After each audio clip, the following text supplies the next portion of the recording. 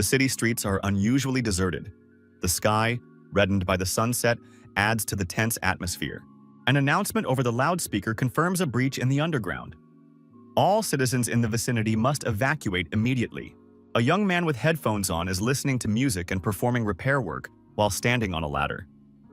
Some parts of the building need to be painted. The young man surveyed his work and said that everything was now ready. The music in his headphones continues to play. The hunter's pub called The Tavern was finished. There was still not a soul on the street except for this man. The young man said that all that was left now was to arrange the furniture and the establishment could open. The young man looked around and only now realized that there was no one around.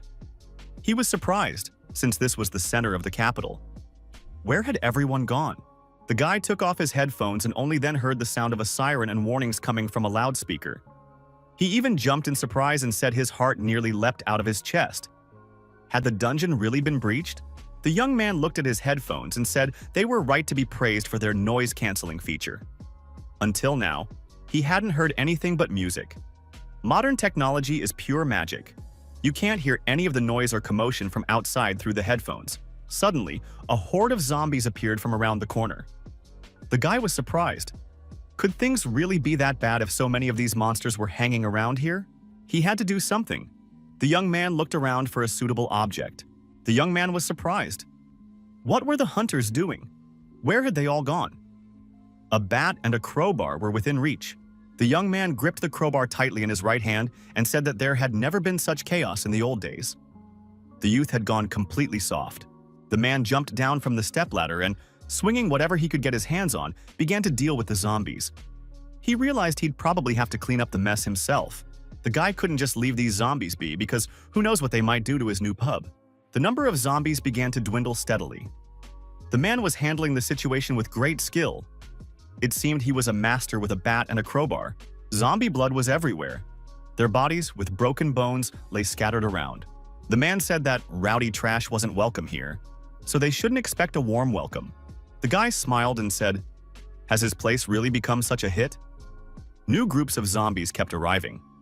Just before opening, so many customers showed up. The man was covered in zombie blood. A large pile of destroyed bodies already lay at his feet. He said that the brave ones among the remaining survivors could come closer. A whole year had passed since then. The capital now looked nice and tidy. The hunter's pub, The Tavern, was open and always ready to welcome visitors. A female patron of the pub said she didn't believe it. Was it even legal that tomorrow was already Monday? It was B-rank Sheriff Chae Min-jong. She said she'd been working overtime every day this month, including weekends. She'd even worked today and come here right after her shift. Myung-jung complained. Where were her days off? Her bosses were like slave traders. A man sitting nearby said that Myung-jung could just quit, take everything, and walk away. The girl drained her mug and said she really wanted to do just that. However, if she found another job, she wouldn't even come close to earning a comparable salary. B-rank hunter. Kim Hwan told the sheriff to join the hunters and join his guild. He was willing to put in a good word for her. Chae Min-jong said she would never agree to that. Even though they pay more, the work is dirtier. She'd heard that this time, many hunters had been stuck at the gates for several months. Working as a sheriff, at least she gets to go home after her shift. When a mission ends, she gets time off. Meanwhile, the bartender kept pouring drinks. Min-jong told her companion that he and the other hunters should just do their jobs properly. If they had closed the gates on time, the sheriffs wouldn't have had to intervene at all. Kim Hwan pointed out that it wasn't that simple, since there were too many gates for that number of hunters. Min-jong pointed out that if the guy tried harder, he could save his former classmate. Kim Hwan said that Min-jong was a real beast who strangled orcs with her bare hands. Did she really need saving? She shouldn't act like a weak girl. Min-jong took offense at her former classmate. Why was he calling her that? Maybe he wanted this beast to shake all the nonsense out of him, like dust from a carpet. Yoon Lee-jun, the owner of The Tavern, placed a drink in front of the visitor and said that the double Faust was ready. Yoon Lee-jun told the two of them to drink their drinks right there. But if they wanted to have a lover's quarrel, they should get lost and go home. He couldn't stand watching them. They shouldn't upset a lonely man. Min-jong shouted loudly that that wasn't true at all. The owner reacted calmly to her outburst and said, with her, things are never what they seem. Yoon Lee-jun added that watching those two made a lonely person want to cry. Kim Hwan told the girl not to pay any attention. The owner was just having some fun. If she reacted to his remark, he wouldn't stop. The hunter said that the sheriff falls for the owner's jabs every day. Doesn't life teach her anything? Min Jung was angry, and Yoon Lee Jun smiled slyly. The owner of the tavern said that if the ice melted, it would ruin the drink's taste. The girl caught herself and immediately calmed down. Min Jung downed the contents of her glass in one gulp and said that everything was fine now. Kim Hwan said she was crazy. How could she drink that much of this stuff? Min Jung told the guy to mind his own business. She didn't want to hear that from someone who drank undiluted barrel-strength whiskey. Kim Hwan calmly said that at least he didn't drink whiskey like a barbarian. The girl replied that if you savored it drop by drop, you couldn't taste the alcohol at all.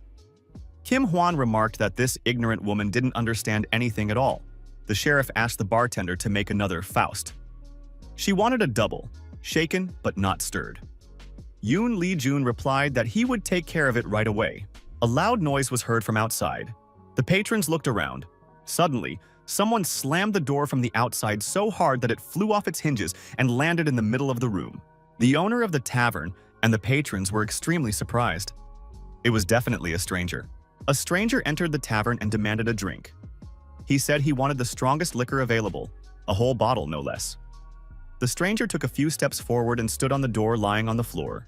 The visitor told the tavern owner that he had had breakfast with his boss that day and had even gone to the sauna. The sheriff and the hunter realized that this wasn't just some drunk who had wandered into the tavern.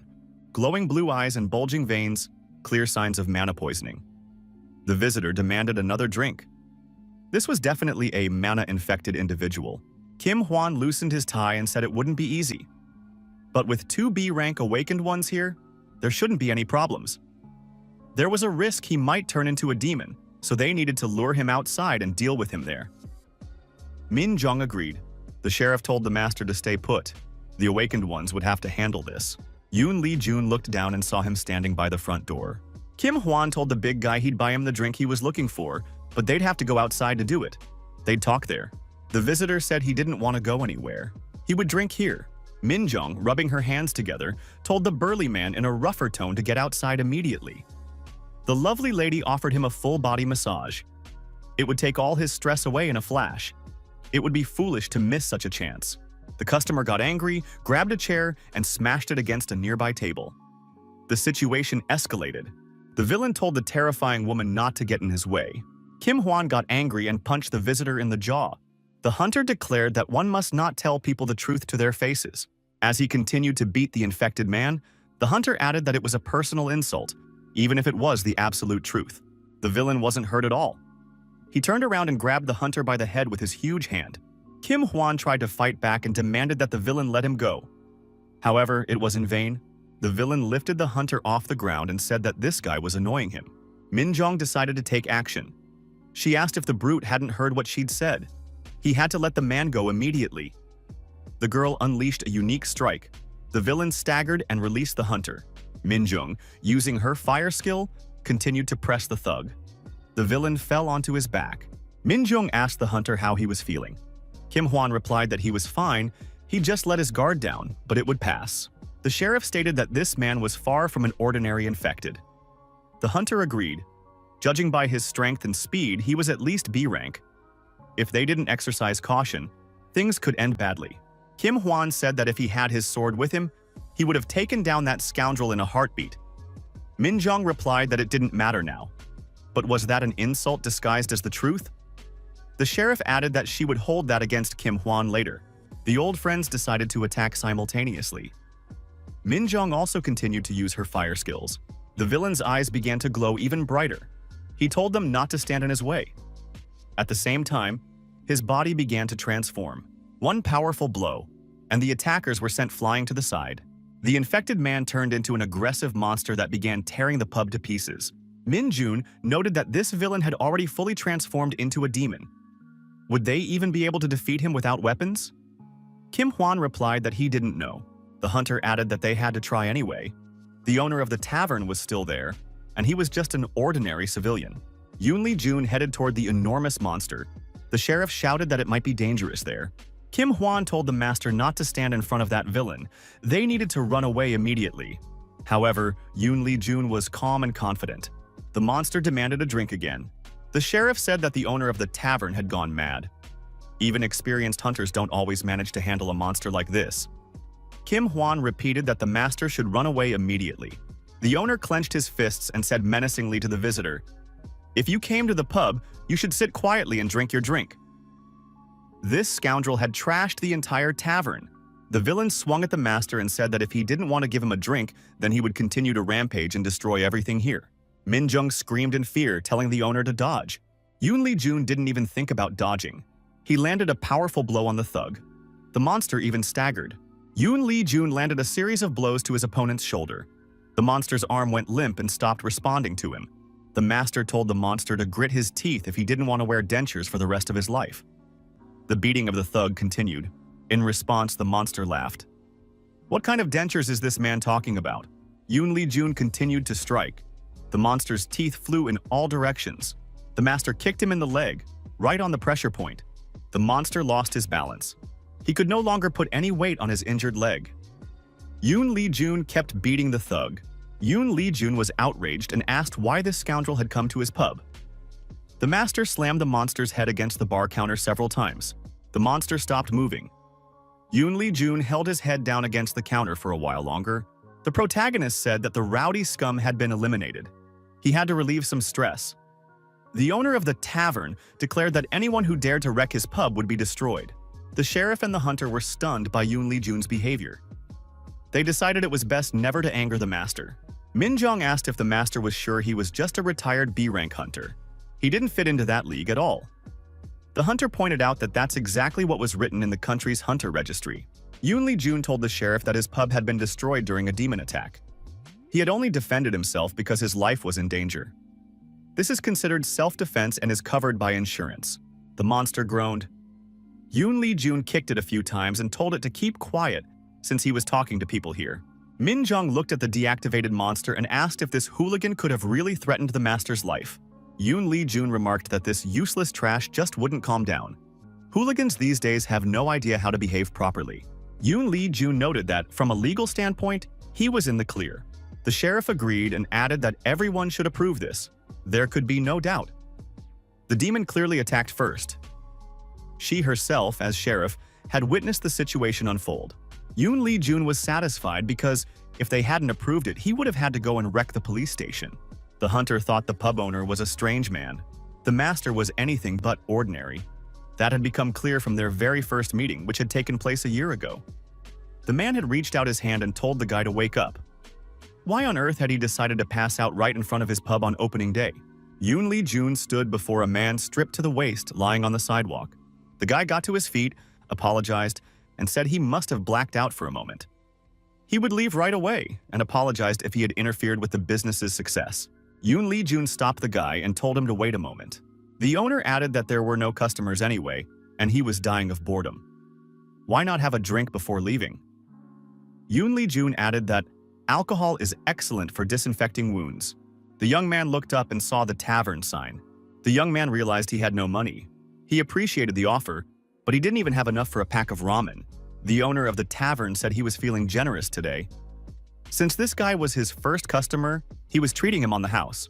A bottle of 25-year-old whiskey appeared on the table in front of the young men. The guest took a sniff and said that the drink smelled like a dentist's office. Why do people even drink this? The owner remarked that that was the whole charm of it. This drink is so popular that it's not easy to find. The young man asked, "Does anyone really like drinking this swill?" Yoon Lee Jun replied that the peaty flavor takes some getting used to, but once it grows on you, you can't imagine life without it. The owner was certain that as soon as the visitor got home, he'd want to try this drink again. Yoon Lee Jun told the young man that his father couldn't stand it at first either, but eventually didn't want to drink anything else. The young man was surprised. Did the owner of the tavern really know his father? Yoon Lee Jun confirmed this and added, "His name was Kim Hong, wasn't it?" The master noted that the man had been in his debt when he was just starting out as a hunter.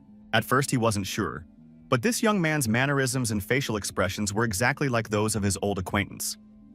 Kim Hwan saw a notification that a photo had been sent to him. The master said that Hong was always bragging about his son, so he'd seen more than his fair share of his childhood photos. Thanks to Hong, he was able to adapt to life as a hunter fairly quickly. Kim Hwan said that everything made sense to him now.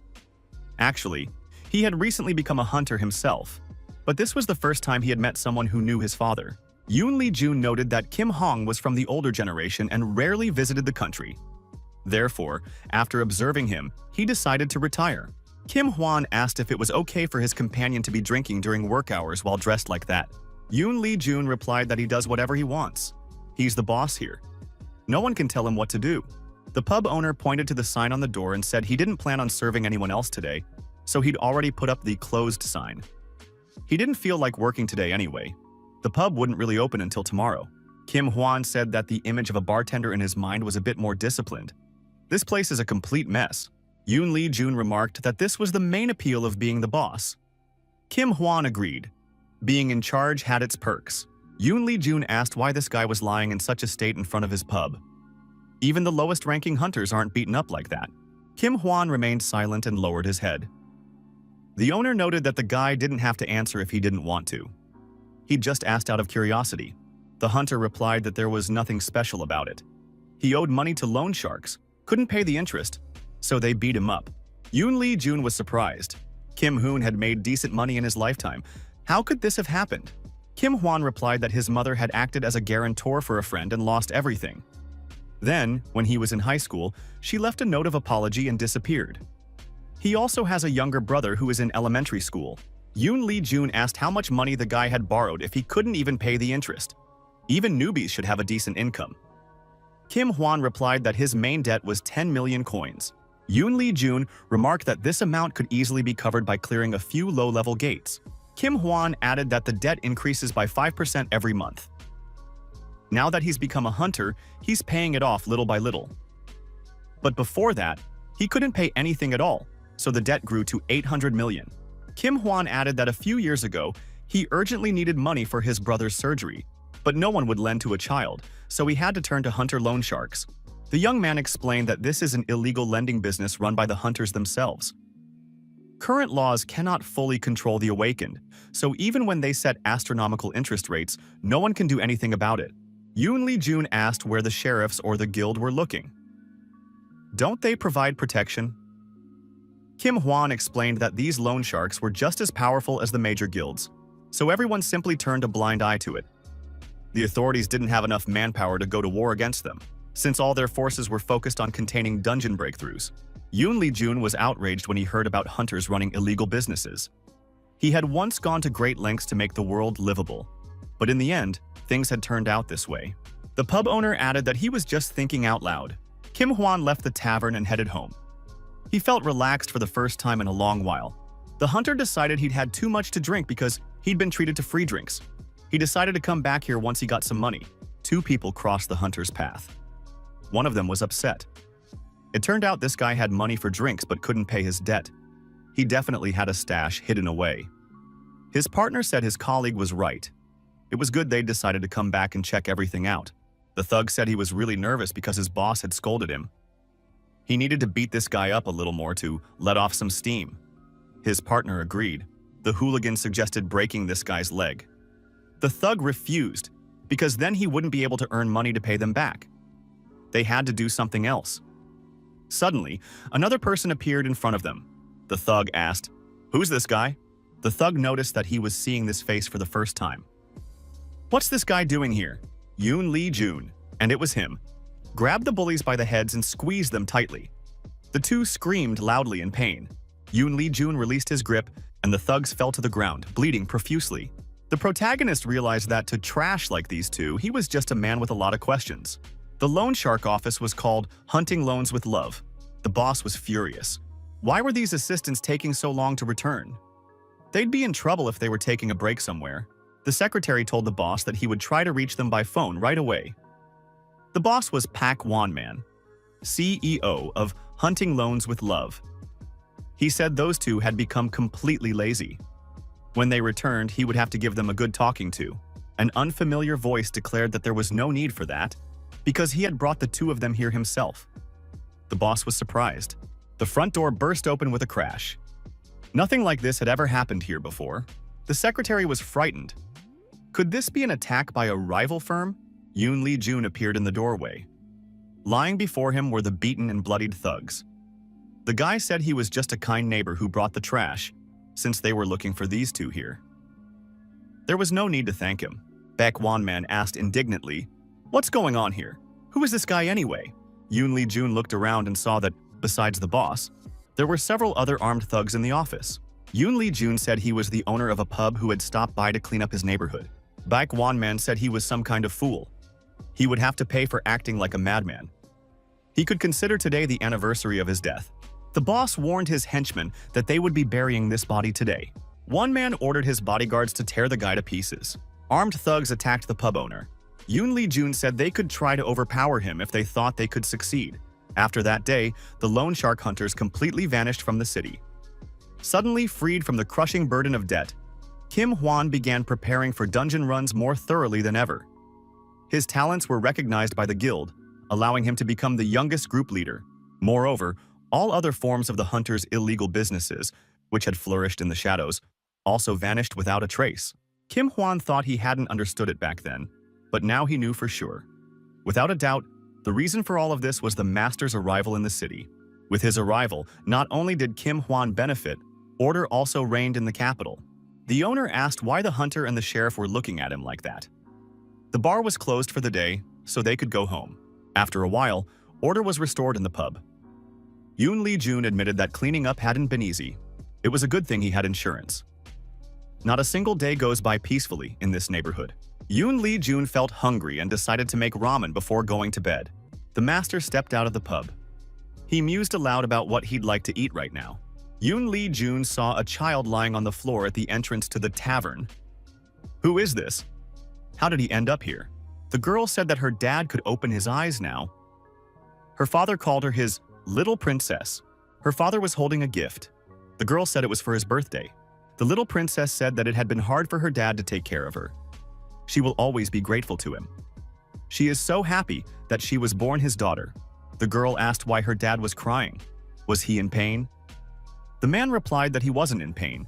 He too was very happy to be her dad. The girl smiled and said that was a wonderful answer. A wristwatch appeared on the man's wrist.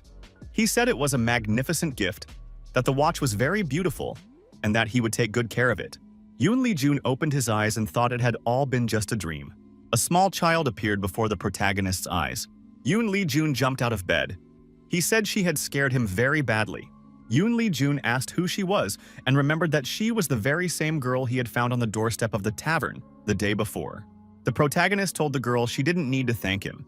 He simply couldn't leave a child lying unconscious in the middle of the street. The girl held up 2 fingers and stretched her hand forward. Yoon Lee-jun said she could rest for now until she regained her strength. Then she could leave. The girl silently jabbed her fingers into our hero's eyes. The guy screamed loudly from the surprise and pain. 10 minutes earlier, everyone in the room had been asleep. Yoon Lee-jun on the floor, the girl on his bed. The girl stirred and began to wake up. Yoon Lee-jun continued to sleep soundly. Lee Ruri sat up in bed and stretched. The girl said, "Good morning." Lee Ruri looked around and wondered in surprise, where was she now? Lee Ruri said that the bed was so soft and fluffy. It was simply incredible. The girl looked at the floor and saw a man lying next to her. Who was he? She became frightened. Lee Ruri remembered how her mentor had told her that the outside world was full of perverts. That's why you should never go anywhere with strangers. They might lock her in their room forever and start doing all sorts of horrible things. Lee Ruri asked what she should do in that case, if she had already been caught. Iroh replied that the girl should poke the scoundrel right in the eyes with her fingers and then give him a good kick between the legs. Now Lee Ruri wondered, could this really be the very kidnapping her mentor had been talking about? Yoon Lee-jun stirred. Lee Ruri realized the kidnapper was waking up. The girl was at a loss. She didn't know what to do. Lee Ruri remembered Iroh's instructions and jabbed her fingers into the stranger's eyes. Yoon Lee-jun hadn't expected his day to start with such pain and asked what she was doing. The girl replied that she was punishing the kidnapper who had stolen a fragile and beautiful girl. Yoon Lee-jun said that this wasn't kidnapping. The day before, she had been lying unconscious in front of his pub, so he brought her here so she could rest and come to her senses. The girl pointed out that she had been taught that moving someone's body without their consent constitutes kidnapping. Yoon Lee-jun replied that it all depends on the situation. Yoon Lee-jun asked why the girl had poked him in the eyes with her fingers. After all, that hurts. If he were an ordinary person, he would definitely have gone blind, the girl explained. Iroh said that's exactly what she was supposed to do. She did everything right. Yoon Lee-jun's eyes welled up with tears. He asked, "Who on earth is Iroh?" "She must be some kind of crazy person." Our hero, holding his eyes, wondered, why on earth did he pick up this girl? He shouldn't have given her his bed. He should have just left her on the street. Lee Ruri thought, a warm room, a roof to shelter from the rain. Maybe being kidnapped isn't so bad after all? Yoon Lee-jun said, again, that this wasn't a kidnapping. The master said the door was open and the girl could go anywhere she wanted. Lee Ruri didn't budge. Yoon Lee-jun asked why she wasn't leaving. No one was holding her here. She could do whatever she wanted. The girl lowered her head and said she didn't know what she was supposed to do. Go anywhere. Do whatever she wants. What does uncle mean? The girl's stomach growled loudly. Lee Ruri said she wanted to eat. The guy ruffled the girl's hair and said that in that case, they would eat first and talk later. The protagonist tried to cook the food as quickly as possible and told the little troublemaker to wait a little while. He was going to make something very tasty using the healthiest ingredients. Lee Ruri watched silently as everything unfolded. Her stomach was still growling loudly for food. After a while, a strawberry roll was sitting on the table. The girl tasted the treat and said it was very delicious, soft and sweet. Now she knows what a strawberry roll tastes like. Yoon Lee-jun and Min Jung watched the girl. Lee Ruri kept saying from time to time that it was incredible and amazing. The sheriff noticed that this girl had an excellent appetite. Yoon Lee-jun wondered how she could fit so much in. After all, they had just had a hearty meal an hour ago. Min Jung said there was nothing surprising about it. Everyone knows there's a separate stomach for dessert. The orc priest Kim Dokbae entered the tavern. He said he was always pleased to see a child eating well. It was good that he had bought a roll on the way. Yoon Lee-jun asked Min Jung if she had found out what he had asked her to. The woman replied that neither the police nor the sheriff had received any reports of a missing elf child. The orc said he had also asked the locals, but no one had ever seen this child before. Yoon Lee-jun wondered, maybe he should take her to an orphanage. Min Jung said that would be the wrong thing to do. The pub owner was surprised. Kim Dokbae noted that children's orphanages are difficult to maintain, and they are mainly designed for human children. That's why half-humans often become victims of bullying there. Min Jung added that the girl didn't look like a pure-blooded elf. It was quite possible that she was a half-breed, so neither the elves nor the humans would welcome her. The master asked what he should do with the child in that case. What suggestions were there? The priest said they would look for other options. For now, the master must look after her. Yoon Lee-jun was surprised. Why him of all people? The sheriff asked. Is the master really going to abandon the child at an orphanage and pretend he doesn't know her? Is he really that kind of person? Kim Dokbae added that it really was too cruel. Yoon Lee-jun said it was easy for those two to talk since the problem didn't concern them. Taking care of children isn't that simple. Lee Ruri told her uncle that it was very tasty and suggested they finish the roll together. Yoon Lee-jun picked up a fork and said he agreed. He'd check at the same time to see if the roll was really that good. Kim Dokbae, thinking out loud, wondered if the owner would let the girl stay with him. Min Jung replied that she was 100% sure he would. Min Jung asked the priest why he was drinking macchioli at a bar. Kim Dokbae picked up the bottle and said that macchioli was his favorite drink. He couldn't drink strong alcohol like his older sister. Min Jun flew into a rage again. After all, she had repeatedly told him not to call her Nuna. Kim Dokbae pointed out that he was only 26 years old. The sheriff was a year older, which meant she was his Nuna. Min Jung said the orc was making fun of her. The girl declared that she didn't like any of this at all. How could a priest with a face like that be younger than her? She would never believe it. Besides, it wasn't proper for a priest to drink macchioli. It was all too strange. Kim Dokbae said conciliatorily that the sheriff should just accept it. Min Jung said that all of this was annoying her. Lee Ruri carried a bowl of food out of the tavern and set it down on the ground. The kitten sitting nearby meowed contentedly. The kitten happily began to eat. The girl noticed that he was really hungry. Lee Ruri asked if his mother cat had come for him. Maybe he'd decided to live on his own starting today. Yoon Lee-jun watched from the sidelines as the girl sweetly talked to the kitten. The master had the feeling that Lee Ruri was actually talking to the cat. This kitten had always been timid and wouldn't approach anyone but him. Could he have just accepted food from the girl so easily? Nearby at the next intersection, a gate appeared. The sheriff told the hunter that these gates had been assigned to their guild. Kim Hwan replied that he already knew that. The hunter noted that the association had given them a lot of gates during the allocation. Because of this, there weren't nearly enough people to clear them out. The sheriff stated that she felt exactly the opposite. Now they would be the ones working overtime? Kim Hwan replied that overtime was the least of their worries. He had been called in on his day off. The squad commander reported that the gates had not yet entered berserk mode. The squad of hunters, fully combat-ready, arrived at the gate at the first command. The hunter squad, Min Jong, and Kim Hwan awaited the gate's transformation. It wouldn't be long now. After a while, the squad commander, Lee Yoon-young, announced that the gate had entered berserk mode. The next moment, armed monsters began emerging from the gate. The hunters immediately attacked these monsters, preventing them from spreading throughout the city. Sheriff Min Jong, performing her duties to maintain order and using her unique abilities, fire magic, also attacked the monsters. Min Jong noted that these monsters were very noisy and smelly freaks. Captain Lee Yun-young ordered all units to open fire to kill. The armed hunters opened fire with automatic weapons, declaring that these green monsters must be destroyed. Kim Hwan, sword in hand, bravely fought the monsters, landing critical hits on them. The hunter said he had to stay on high alert at all times since there were so many monsters.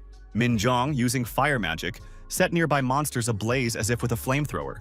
Kim Hwan said that the sheriff was acting very provocatively, as if she were the only one destroying these monsters.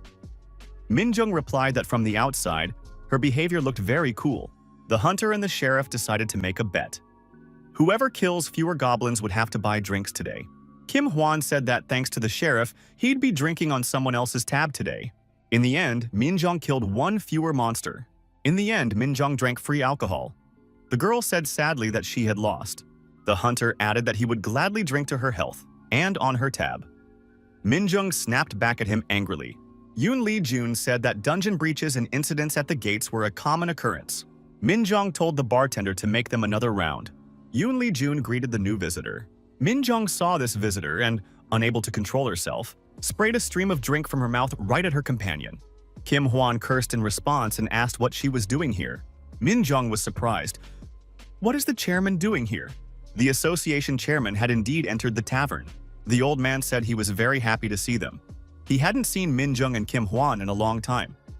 He was glad that his former classmates were still getting along so well. Kim Hwan still didn't look cheerful. He greeted the chairman. It was the chief sheriff and chairman of the Hunters Association, an S-rank hunter, Baek Cheol-gu. The chairman apologized for the late visit, but he needed to speak with the owner of the establishment. Bae Cheol-gu asked the two of them to step out for a few minutes. Min Jong was surprised. Could the owner really know the chairman? Kim Hwan got up from his seat and said they were about to leave anyway. Min Jong objected, since she had just placed her order and they still had plenty of food left. Kim Hwan said her boss was asking them to leave. Baek Cheol-gu apologized for interrupting them. Because of this, he would pay their bill. Min Jong was delighted and said she'd save money on drinks today. Kim Hwan pointed out that the deal still stood. She would pay for the second round. Yoon Lee Jun told Lee Ruri to go upstairs to her room. The girl looked intently at the stern old man. Lee Ruri squinted and smiled at the chairman. The old man couldn't help himself and smiled back at the girl.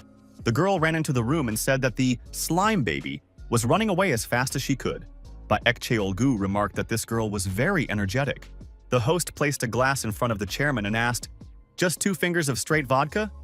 Bae Cheol-gu confirmed this. The old man was pleased that the master still remembered. Baek Cheol-gu told the host that it had been a long time since they'd seen each other. Hunters make up only 1% of the Earth's total population. They are a select few, endowed with superpowers. Their strength was enough to stand up to the monsters appearing all over the world. Humanity established an association, creating a system perfectly suited for survival. Those who hunted the monsters were called hunters. The organization they created was called a guild. However, too many portals and dungeons appeared, and the hunters could no longer cope, for their strength was not limitless. Monsters began to break out of dungeons that hadn't been cleared in time, accompanied by various anomalies. The Hunters Association called this phenomenon dungeon breaches, or gate rampages. Only a portion of the hunters decided to devote themselves to eliminating these breaches, resulting in their profession splitting into 2 main categories. Those who focused on clearing the gates and dungeons were ordinary hunters. There were also those who chose to work for the state, sheriffs responsible for the country's internal security, The person who enacted the Hunter Act to protect peaceful citizens managed to restore order amidst the chaos, and led all the sheriffs was an S-rank hunter. He was the guardian Pei Cheolgu. There was also the one whom this living legend called Brother. It was the owner of the tavern, Yun Li Jun. The protagonist asked how Cheolgu knew he was here. The old man replied that he was, after all, the chairman of the Hunters Association, and had known for a long time that his brother had returned. Cheolgu admitted that the drink the host was pouring was, as always, of excellent quality. The chairman noted that Yun Li Jun didn't even try to hide. After all, he openly hunted down criminal hunters. That's why they even nicknamed him Mad Dog. Yun Li Jun said he couldn't stand that nickname. With so many cool and flashy words out there, why did they have to call him Mad Dog? The chairman said he had nothing to do with it. Yun Li Jun agreed, adding that it simply annoyed him. Baek Cheol-gu said that in any case, Brother had helped them a lot by keeping order in the capital. The owner replied that the old man could keep his thanks to himself. He had merely restored order around his establishment. Baek Cheol-gu asked how many years had passed. It had been since Yun Li Jun left to search for Siwa that they'd last seen each other. The tavern owner replied that exactly 20 years had passed since their last meeting. The protagonist added that time flies and asked, "Are the old man's sense of taste and smell still the same?" Cheol-gu admitted that he still couldn't distinguish smells, or tastes for that matter. Yun Li Jun remarked that in that case, there was no point in treating the chairman to good liquor. The old man objected. He could still perfectly sense the strength of alcohol and the effects of intoxication. He could tell good vodka from cheap vodka. Yun Li Jun was surprised. After all, Cheol-gu used to jump out of bed at the mere mention of wine. Why did he make such a deal? The old man replied that he had no regrets. By sacrificing his sense of smell and taste, he had sharpened his other senses. This had made him much stronger. The chairman asked the tavern owner if he had found Soa. The master replied that he still hadn't found that unbearable girl and had no idea where she might have run off to. He didn't have a single lead. The chairman asked how long the brother intended to continue this search. 20 years had already passed since her disappearance. Yun Li Jun told the old man to shut up. He didn't even dare to think anything bad. The protagonist added that he would only stop looking for Soa on the day of his death. The old man laughed. He had begun to think that this guy had retired. However, his aura hadn't changed a bit. Cheol-gu remarked that his brother hadn't aged a bit. He'd heard such rumors, but the guy really did look exactly the same as he did 20 years ago. Yun Li Jun told Cheol-gu to stop talking so much and get to the point of his visit. What did the old man want from him? Cheol-gu asked. Can't a younger brother just come visit his older brother? Yun Li Jun was surprised. Since when had the old man become so sentimental? If that were true, he would have shown up here a year ago. Cheol-gu admitted that this was only half true. Li Ruri rushed into the protagonist's arms and told her uncle that she was very hungry. The girl jumped onto his shoulders, clung to his hair, and said she wanted some really delicious food. Yun Li Jun said he understood. Li Ruri had to get off him immediately. The girl kept demanding food. They had to hurry, and soon rice with vegetables and seafood was already cooking on the stove. Li Ruri admitted that the dish smelled delicious. The girl urged her uncle on and demanded he hurry up.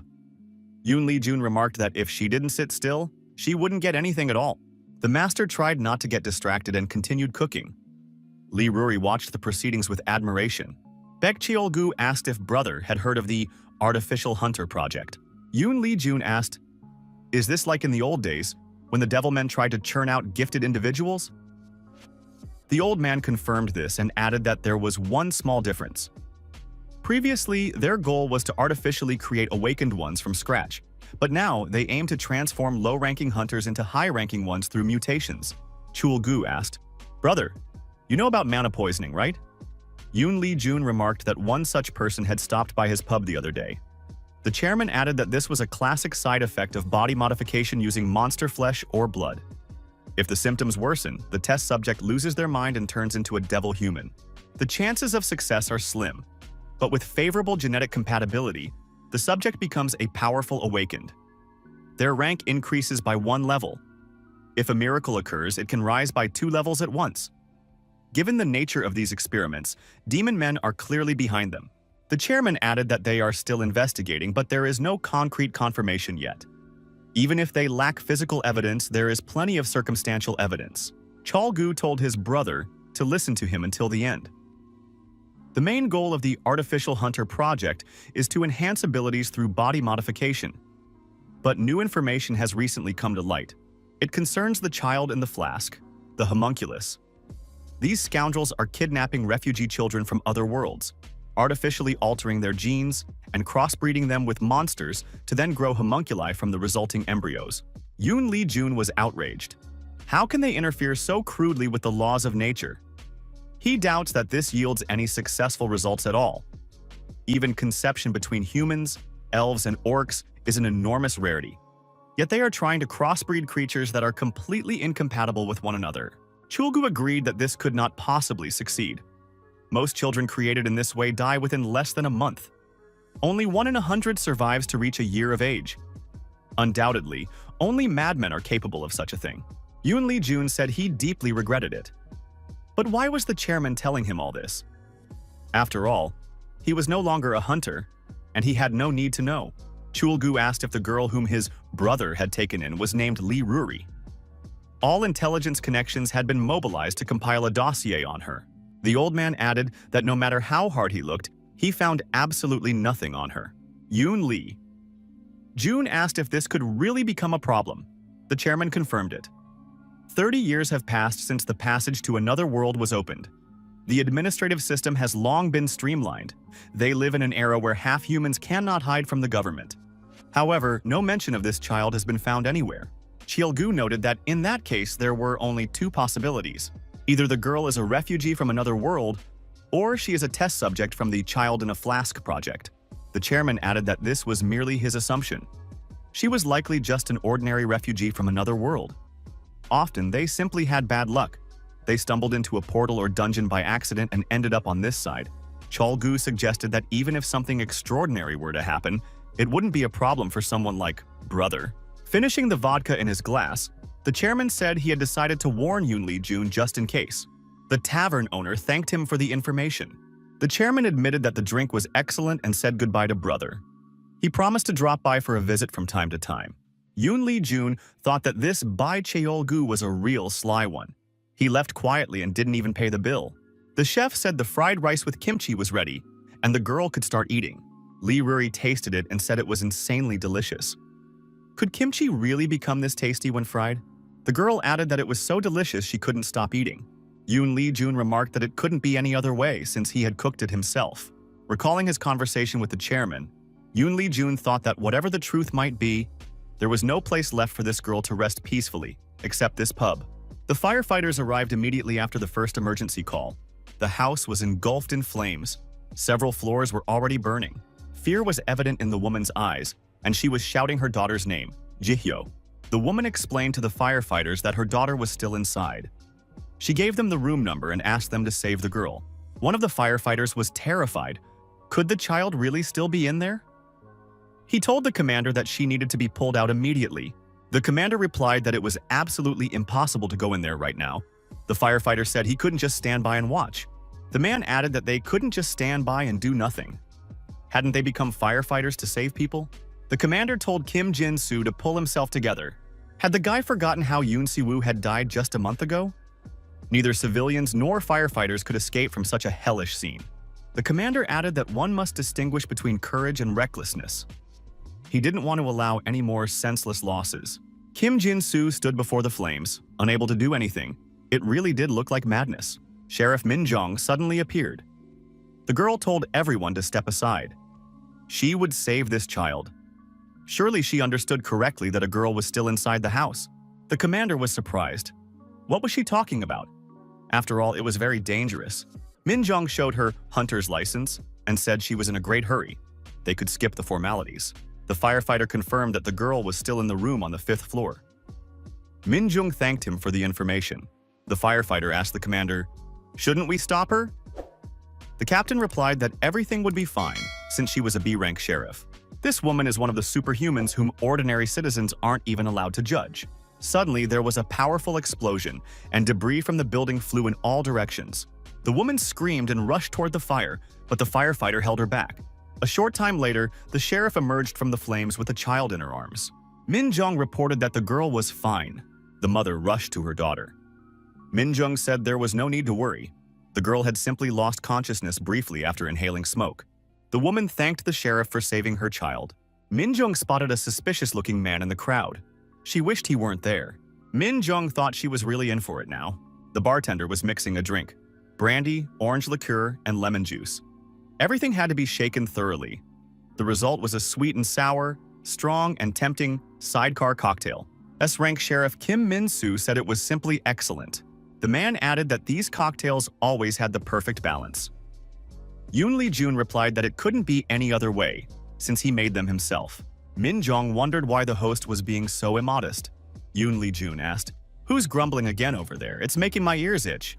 Kim Min-soo asked, "Is Min Jung still holding a grudge?" Her shift had ended long ago. It was time for her to calm down. Min Jong admitted that acting on her own during the surveillance was a huge mistake, but she just couldn't stand by and watch a child die right before her eyes. Kim Min-soo said she had done everything right. Min Jung was angry at the captain. Min Jung added that the captain always acts like he's some big shot, even though he doesn't know the first thing about working on Earth. Yet today, he lectured her for another half hour.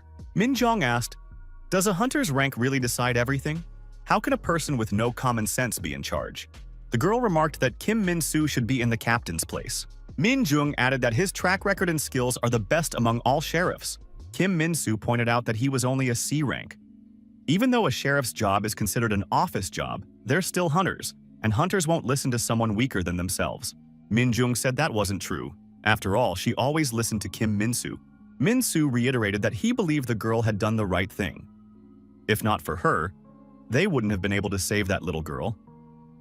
It was unlikely a hunter with salamander skin would have happened to be passing by. Kim Min-soo remarked that his own daughter could have been in that child's place. Just the thought of it was unsettling. However, the knowledge that Min Jong could come to the rescue brought him peace of mind. The sheriff told the girl not to worry. She wouldn't face any disciplinary action at work. Even the regular police could handle simple surveillance. The guy glanced at his watch and said it was time for him to leave. Min Jun was surprised.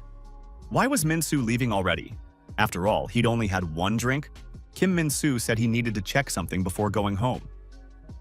It was his daughter's birthday tomorrow, and he wanted to finish his paperwork ahead of time.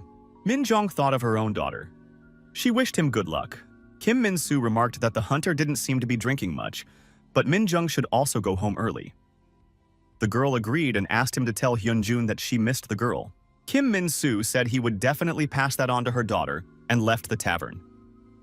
Yoon Lee-jun remarked that he was an excellent mentor. Chae Min-jong agreed and added that he was the sheriff she respected most of all. Even though his hunter rank was stuck at C, he was one of the few who deserved to be called a sheriff. Yoon Lee-jun said you can't judge a person by their rank. Min Jung agreed and asked the bartender to pour her a sidecar too. Better make it a double. Sheriff Kim Min-soo was covered in blood and sitting on the ground. The criminal declared that the hunters here were the real villains. The criminal, holding a bat, said that they were just lucky to be born under a lucky star and become hunters without lifting a finger. Now they live comfortably thanks to their high salaries. The villain added that he too wanted to live life on his own terms, just like the hunters. There was no need to stand in his way. The scoundrel shouted at the hunter not to dare remain silent. He had to say something, anything. The villain grew even angrier. Did this man really intend to play silent with him until the very end? The criminal raised his bat and added that pretending wouldn't help him. He'd see how long this hunter could last. The villain began beating Kim Min-soo with the bat.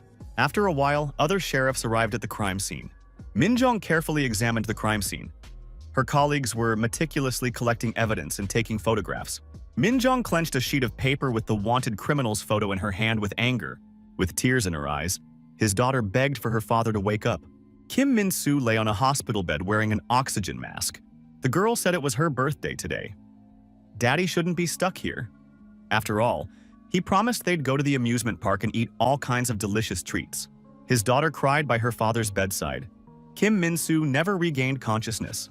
Myung-jung appeared at the door of the ward, accompanied by the attending physician. The sheriff asked how he was doing. The doctor replied that, fortunately, he had been found shortly after being wounded. Moreover, thanks to a high-ranking healer, all external injuries had already been treated. It's a good thing he appeared in his normal state in front of his family. His injuries upon admission were simply horrific. That must be why he still hasn't regained consciousness. Min Jong was surprised. Could this really be a normal state? How could a doctor say something like that? The doctor apologized and noted that he had phrased it incorrectly. He merely meant that the patient looked almost unharmed. The girl kept crying. Minjung seethed with rage. The sheriff said that the scoundrel who did this would definitely pay dearly for everything. Yoon Lee-jun quietly entered the ward late at night. He saw the sleeping girl and covered her with a blanket. The doctor assessed the patient's condition with an expert eye. He didn't make a sound so as not to wake the girl. Lee Ruri, standing nearby, said that the sheriff's little sister might be in danger right now. Yoon Lee-jun replied that he thought so too. She needed help. Incheon, the Chunggu Industrial District. An old abandoned building. A man is eating instant noodles inside the building. There are mangled bodies all around him. Blood is everywhere. He noted that shrimp ramen is the best. Suddenly, a voice behind him called out his name. Ryu So-hyun, 37 years old, male, 17 prior convictions. He has never worked an honest day in his life. A true scum who does nothing but maim those around him due to uncontrollable outbursts of rage. All this was being said to the girls slowly approaching the criminal. Sheriff Min Jong added that a month ago, he stabbed the owner of a computer club to avoid repaying a paltry debt. After that, he managed to break free from the police cordon thanks to his incredible physical abilities. Min Jong added that since he is not listed in the Registry of Awakened Ones, there is speculation that he is a devil man who underwent an illegal procedure. To eliminate this potential threat, a sheriff was dispatched to the scene. Ryu So-hyun saw the girl and remembered. She was the very same sheriff who had rescued a child from a burning building. The villain said she was very skilled at telling stories. Min Jong stated that the fact of the warehouse owner and his employees' deaths had been confirmed. Ryu So-hyun was arrested for assaulting a detective, trespassing, and dozens of other charges. The criminal laughed and said she was acting very provocatively.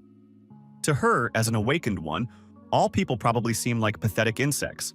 Ryu So-hyun noticed that she had come here alone. Did she really expect him to obediently follow her orders? The sheriff showed her badge and told him to shut up immediately. He had the right to remain silent. Every word he said could now be used against him. She didn't care whether he hired a lawyer or not. The criminal's eyes flashed. He said they were all the same. All they did was force him to shut up and listen. They were just lucky enough to be born luckier than him. Ryu So-hyun said she had no right to ignore him, swung his bat, and shouted that he was going to destroy her right then and there. Min Jong said, "Finally, he's taken action." The main thing was that she had read him his rights. Min Jong dodged the bat and counterattacked the thug, landing a punch to his torso. The next blow landed on his jaw. Ryu So-hyun staggered and dropped the bat. Blood spurted from his mouth. Min Jong continued her attack. With a kick to the head, she knocked the criminal to the ground. The girl noticed that this scoundrel had talked so much about luck and injustice. Was this really all he was capable of? Min Jong realized that this scoundrel had beaten a C-rank hunter into a terrible state, so he couldn't possibly be that weak. The sheriff reached out her hand and told the scoundrel to get up immediately. She hadn't even started beating him yet. Ryu So-hyun raised his head, jumped to his feet, and shouted loudly. He swung his fist and lunged at the sheriff. Min Jong dodged the attack and said he was very slow and clumsy. After that, the girl landed another series of blows on her opponent. Ryu So-hyun kept coughing up blood. Min Jong was puzzled. Was he really that weak? After another blow, Ryu So-hyun flew to the side and fell to the ground. The sheriff approached the criminal again and asked why he was sitting there. Min Jong kicked him and told the scoundrel to get up immediately. Did he really think he'd get off that easily? Ryu So-hyun said that this woman had no right to look at him with such a scathing gaze. The villain shouted that she had no right to look down on him. After that, there was a bright flash, and the criminal transformed. Now the monster lunged at Min Jong. Min Jong managed to dodge effectively. The sheriff struck again, but this time at the monster.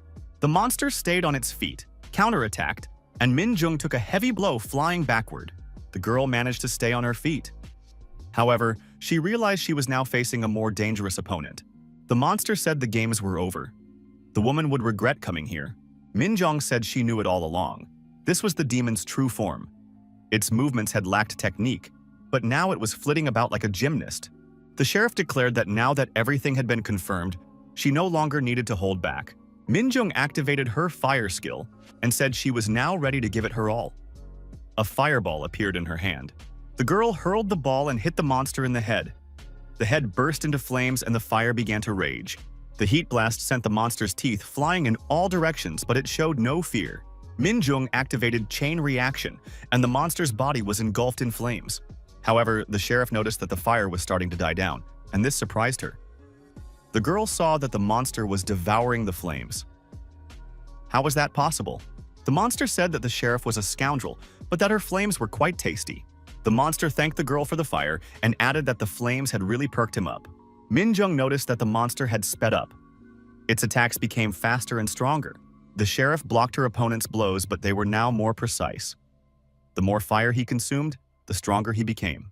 Usually, Demon's physical strength corresponds to B rank, though right now his was closer to A rank. No wonder he had defeated Kim Min-soo.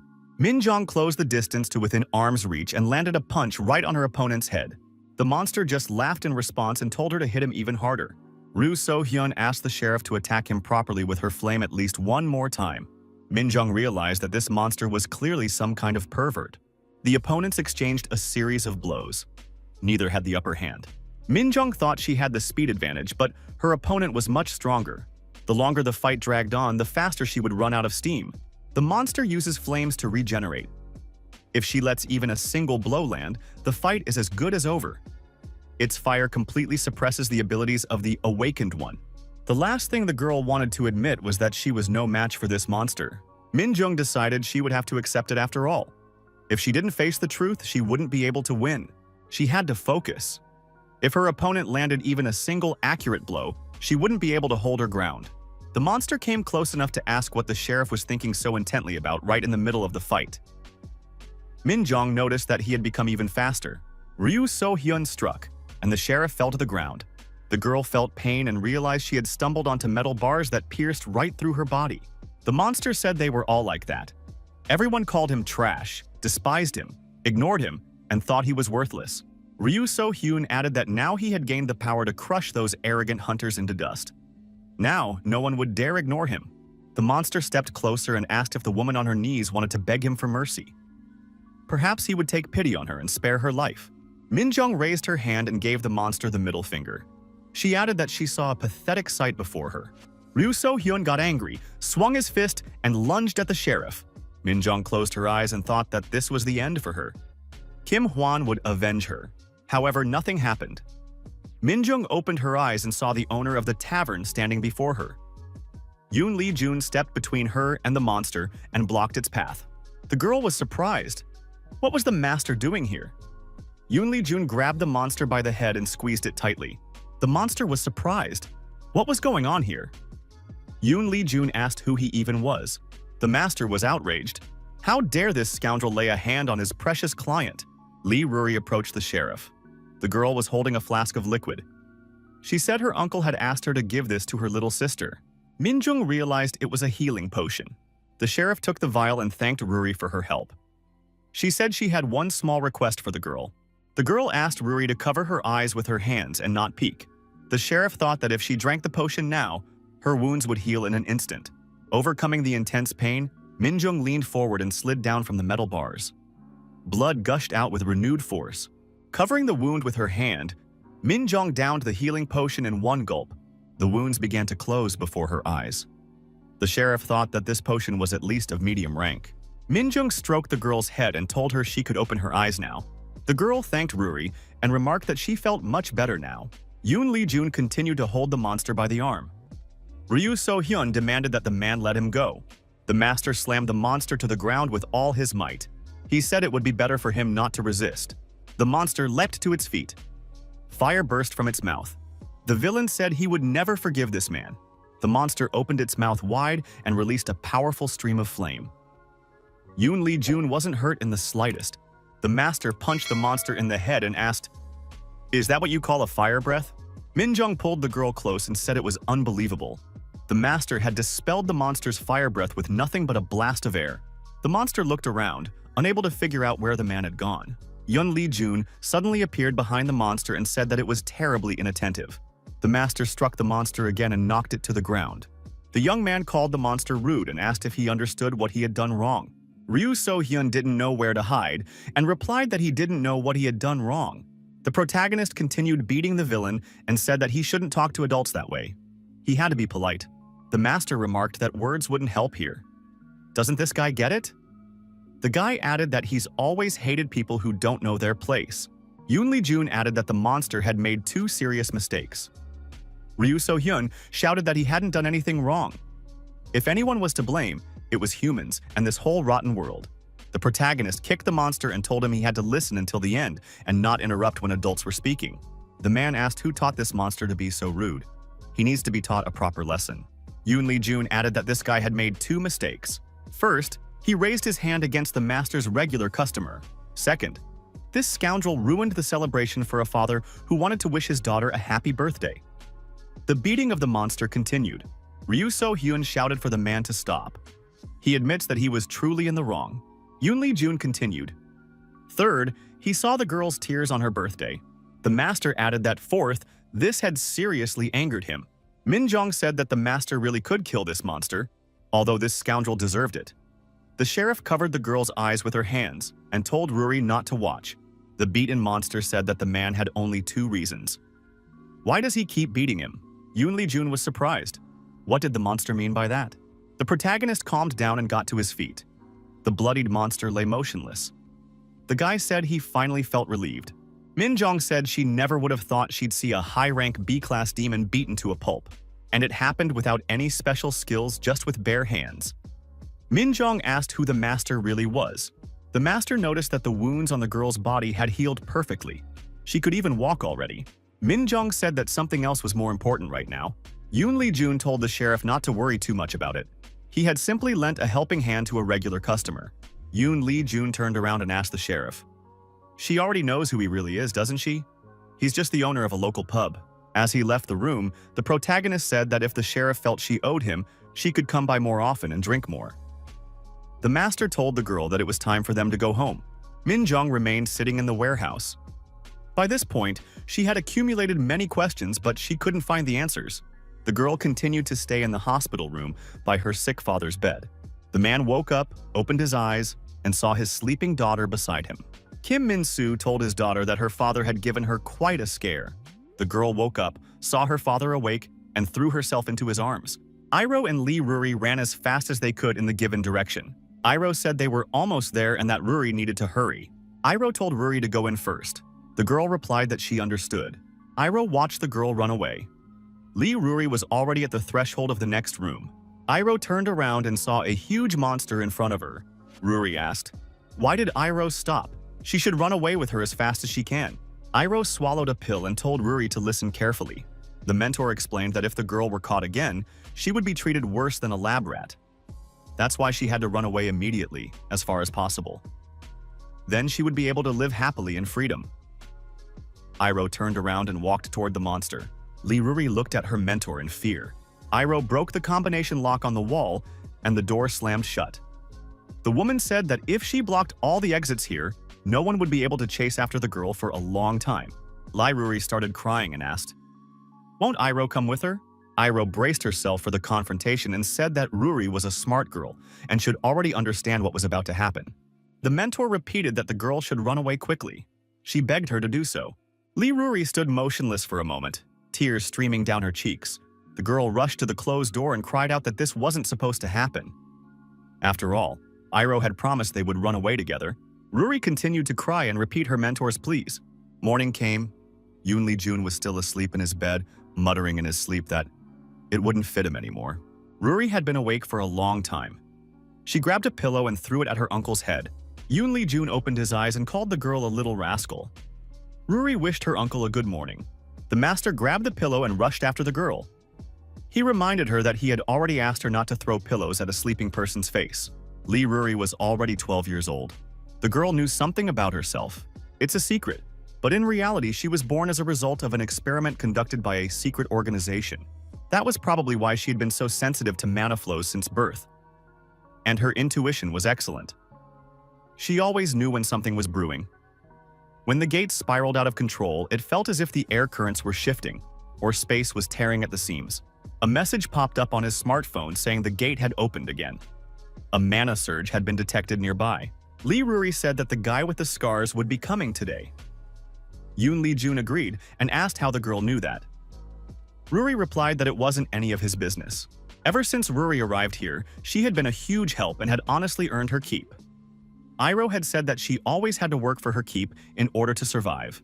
The uncle she can rely on goes by the name of Yoon Lee-jun. She doesn't know how old he is. He doesn't like to talk about himself. Others often call him the pub owner. This man has a strange personality, but he's truly a good person. He likes to tease those around him, but he never crosses the line. Ruri has never seen him hurt anyone. Sometimes, when monsters or bandits appear nearby, he goes off alone to deal with them, and then returns. Once, Ruri secretly followed him and saw just how strong he is, just like a hero from a fairy tale. Recently, he even saved Sheriff Minjong when she was in danger. Ruri noticed that she played a part in that too. Thanks to the potion she brought, her little sister's wounds healed without a trace. Ruri thought she really liked her uncle. Even though he grumbles every day, he always does whatever she asks. Lee Ruri called her uncle a softie. Yoon Lee-jun was indignant. Was the girl asking for a fight? Her uncle set the plate of food on the table and told her to be quiet while she ate. The girl thanked the master for the food. Ruri knew that her uncle never refused her anything. He grumbles that he doesn't like anything, but he does everything she asks. Plus, he's an excellent cook. His food was the most delicious she'd ever eaten. Ruri didn't understand why there was no menu in this pub. Maybe the owner was too lazy to make one. Ruri polished off her plate and thanked him for the meal. Yoon Lee-jun told the girl to soak all the dishes thoroughly in the sink now. Ruri ran over to the bar and sat down next to the other patrons. Min-jun and Kim Hwan looked at the girl. Ruri looked at the patrons and told the man that she wanted something to drink too, just like them. Yoon Lee-jun said she was still too young. She wouldn't be able to drink for another 10 years. Lee Ruri started demanding her drink and repeating that her uncle should make it for her. Yoon Lee-jun remarked that the girl was very noisy. Min-jun offered to make her a non-alcoholic cocktail. Yoon Lee-jun replied that it wasn't about the money. If they indulged her every whim, she might become too spoiled. Lee Ruri got offended, turned away, and said that her uncle was a real fool. Yoon Lee-jun scratched the back of his head and suggested that one glass really wouldn't hurt. The bartender said to add ice to the cocktail, fill it to the top with ginger ale, splash in a little grenadine, and garnish with a cherry. Yoon Lee-jun set the glass on the table and said the Shirley Temple was ready. It's the perfect cocktail for a child who wants to imitate adults. The bartender noted that Shirley Temple was the name of the greatest child star of 1930s Hollywood. As the only child at an adults-only party, she couldn't drink alcoholic cocktails. So the bartender created the first non-alcoholic cocktail in history just for her. Yoon Lee-jun added that no one knows for sure what was in that cocktail. Lee Ruri said it was the first cocktail she'd ever had. The girl tasted it and said it was very delicious. Sweet, with a slight tang. Yoon Lee-jun said he had just added a little syrup. Ruri could remember the taste and make it herself next time if she wanted to. The girl said that next time, she would definitely ask her uncle again. Minjung remarked that no matter how much he explained now, he'd end up making it himself next time anyway. Lee Ruri said that her uncle was very kind. He always listened to her. The girl noted that today she had shared a secret about herself. People shouldn't know the whole truth about her. Otherwise, she'd have to leave, or they'd leave her to die on the street again. Lee Ruri put her finger to her lips and said it was a secret. She couldn't tell anyone about it. The gym with fitness equipment was full of light and fresh air. The guy was trying his hardest to lift the barbell off the ground. The young man strained, and he succeeded. He stood up to his full height, holding the barbell in his hands. The guy exclaimed that he had done it. He was extremely pleased with himself. A friend walked over and told him he did a great job. He'd said it would work out. The young man considered this a success, since he had deadlifted 120 kilograms. The athlete said he had to put in a lot of effort to achieve this. He started with an empty bar and worked out for a whole year, at least 3 times a week without breaks. Can we now consider him no longer a beginner? The guy heard someone ask if the spot next to the machine was free. He replied that it was free and that he would quickly remove the plates from the barbell. The girl said he shouldn't do that. That weight was just right for her. The young people were surprised when they saw the girl approach the barbell. The guy explained that the weight was indeed very heavy. The girl walked up to the barbell and gripped the bar with her hands. The stranger stood up straight and lifted the barbell. She performed the exercise with the same weight. The young people stood silently, their mouths agape. They couldn't believe the girl was able to lift such a weight. She repeated the exercise more than 10 times. Minjung was focused and paid no attention to the onlookers. The girl thought, who is he anyway? How could anyone watch this and claim he was just a pub owner? A retired B rank? She couldn't even keep up with his movements. That kind of speed was at least A rank level. The restorative potion he gave her was definitely top quality. No intoxication. The next day, she trained without the slightest discomfort. That was the best proof? The potion was worth at least 5 million. Minjong said that living in debt was definitely not her style. She already owed the master. How was she supposed to repay the debt now? Minjong shouted that this was really annoying her. Who is he, really? The young people said she lifted 120 kilograms 38 times. It's beyond comprehension. She doesn't look like an ordinary girl at all. Could she really be a hunter? Minjong answered the incoming call. Yonsan District, the Orc Quarter. The TV host said that one of the hottest topics was the alarmingly rapid spread of a new religion. It is known that a certain guild sponsors this organization's activities. There have been reports of a mass gathering of believers. The film crew has already left for the scene. Kim Hwan moved indifferently around the house, chewing gum as usual. A bloodied man sat motionless on the floor. He held an ID card in his hand. Kim Hwan coolly surveyed the crime scene. Minjong, standing nearby, said that this man had been killed with particular brutality. Judging by the numerous stab wounds, the crime was committed in a fit of rage or out of burning hatred. Judging by the depth and nature of the wounds, the bones had been pierced right through. The suspect is a man who is highly skilled with a weapon and possesses immense strength. The sheriff added that if the criminal was able to defeat a D-rank hunter, he was clearly no ordinary civilian. It was possible that the criminal was a hunter himself. Minjong asked if that meant Kim Hwan had called her because the victim was a hunter. The guy confirmed it. After all, if the criminal is a hunter, the police won't be much help here. Kim Hwan added that if he had a chance to get his sheriff friend to work, it would be a sin not to take it. The sheriff said that in that case, she'd buy Kim Hwan a round of drinks. Kim Hwan reported that the body was discovered today at 7 in the morning. It was found by an employee who came to open the building. This building belongs to the Tiger Guild. Minhan noted that, to start with, they had set up a perception suppression barrier so civilians wouldn't see the crime scene. No one needs rumors during an investigation, so only a small circle of people within the guild knows what happened. Min Jung noted that they had done everything correctly. Kim Hwan added that the guild leader had questioned his acquaintances. This isn't the first time something like this has happened. If we count only confirmed cases, there have already been 7. All the victims turned out to be C-rank hunters, or lower. The bodies were found near the Orc settlement. The suspect's identity has not yet been established, but it is assumed that his rank is no lower than B rank. Min Jong noted that lately, whenever something happens, a B rank is always involved. Such hunters make up no more than 20% of the total. Where did so many of them suddenly come from? Could there have been a population explosion among the elite? Kim Hwan added that there was another oddity. It's not something people usually talk about. However, hunters often kill each other. After all, it's practically impossible to fully control the awakened. But in most cases, such killings happen in dungeons. Min Jong said that made sense. If you clean out the dungeon, the crime scene disappears without a trace.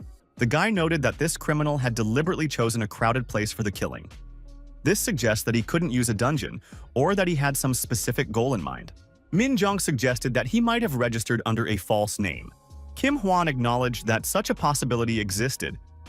He might be one of those who had awakened abilities but hadn't registered with the association, or had intentionally falsified his rank information. Honestly, reporting one's abilities is every hunter's sacred duty. They are monitored as potential risk factors. The victim is Cho Min-hyuk, 21 years old, a D-rank hunter. 3 days ago, the guild summoned him and wanted to send him into the dungeon, but he never responded. From that day on, he was considered missing until his body was found here. Kim Hwan noted that as a melee fighter, he was in excellent physical condition. Everyone expected this rookie to achieve C rank, since he was the youngest on the team. Kim Hwan noted that if it were up to him, he would personally confront the criminal and deal with him. However, he had to enter the dungeon in 2 hours, so he was leaving the investigation in capable hands. Min Jong reminded him that the right to administer justice belongs to the sheriff. There would be a lot of trouble if ordinary hunters started taking the law into their own hands. Kim Hwan agreed and added that he was counting on her. The sheriff took photos and made the necessary notes. The evidence had been collected. Min Jong said she had written everything down, and now it was time to head out on a reconnaissance mission. The girl noted that strangers aren't welcome in the Orc City, so she couldn't manage without help. Min Jong decided to contact the priest Kim Dokbai. He knows the Orc district like the back of his hand and won't back down even to an awakened B rank. Yoon Lee-jun asked the sheriff if she wanted him to accompany her on her investigation in the Orc district. The answer was yes. The master said he refused and didn't even want to hear about it. Min-jung could go home. Yoon Lee-jun remarked that it would be too much trouble. Why should he do that? In the Orc quarter, the locals reported that there were no half-breeds who socialized with outsiders there.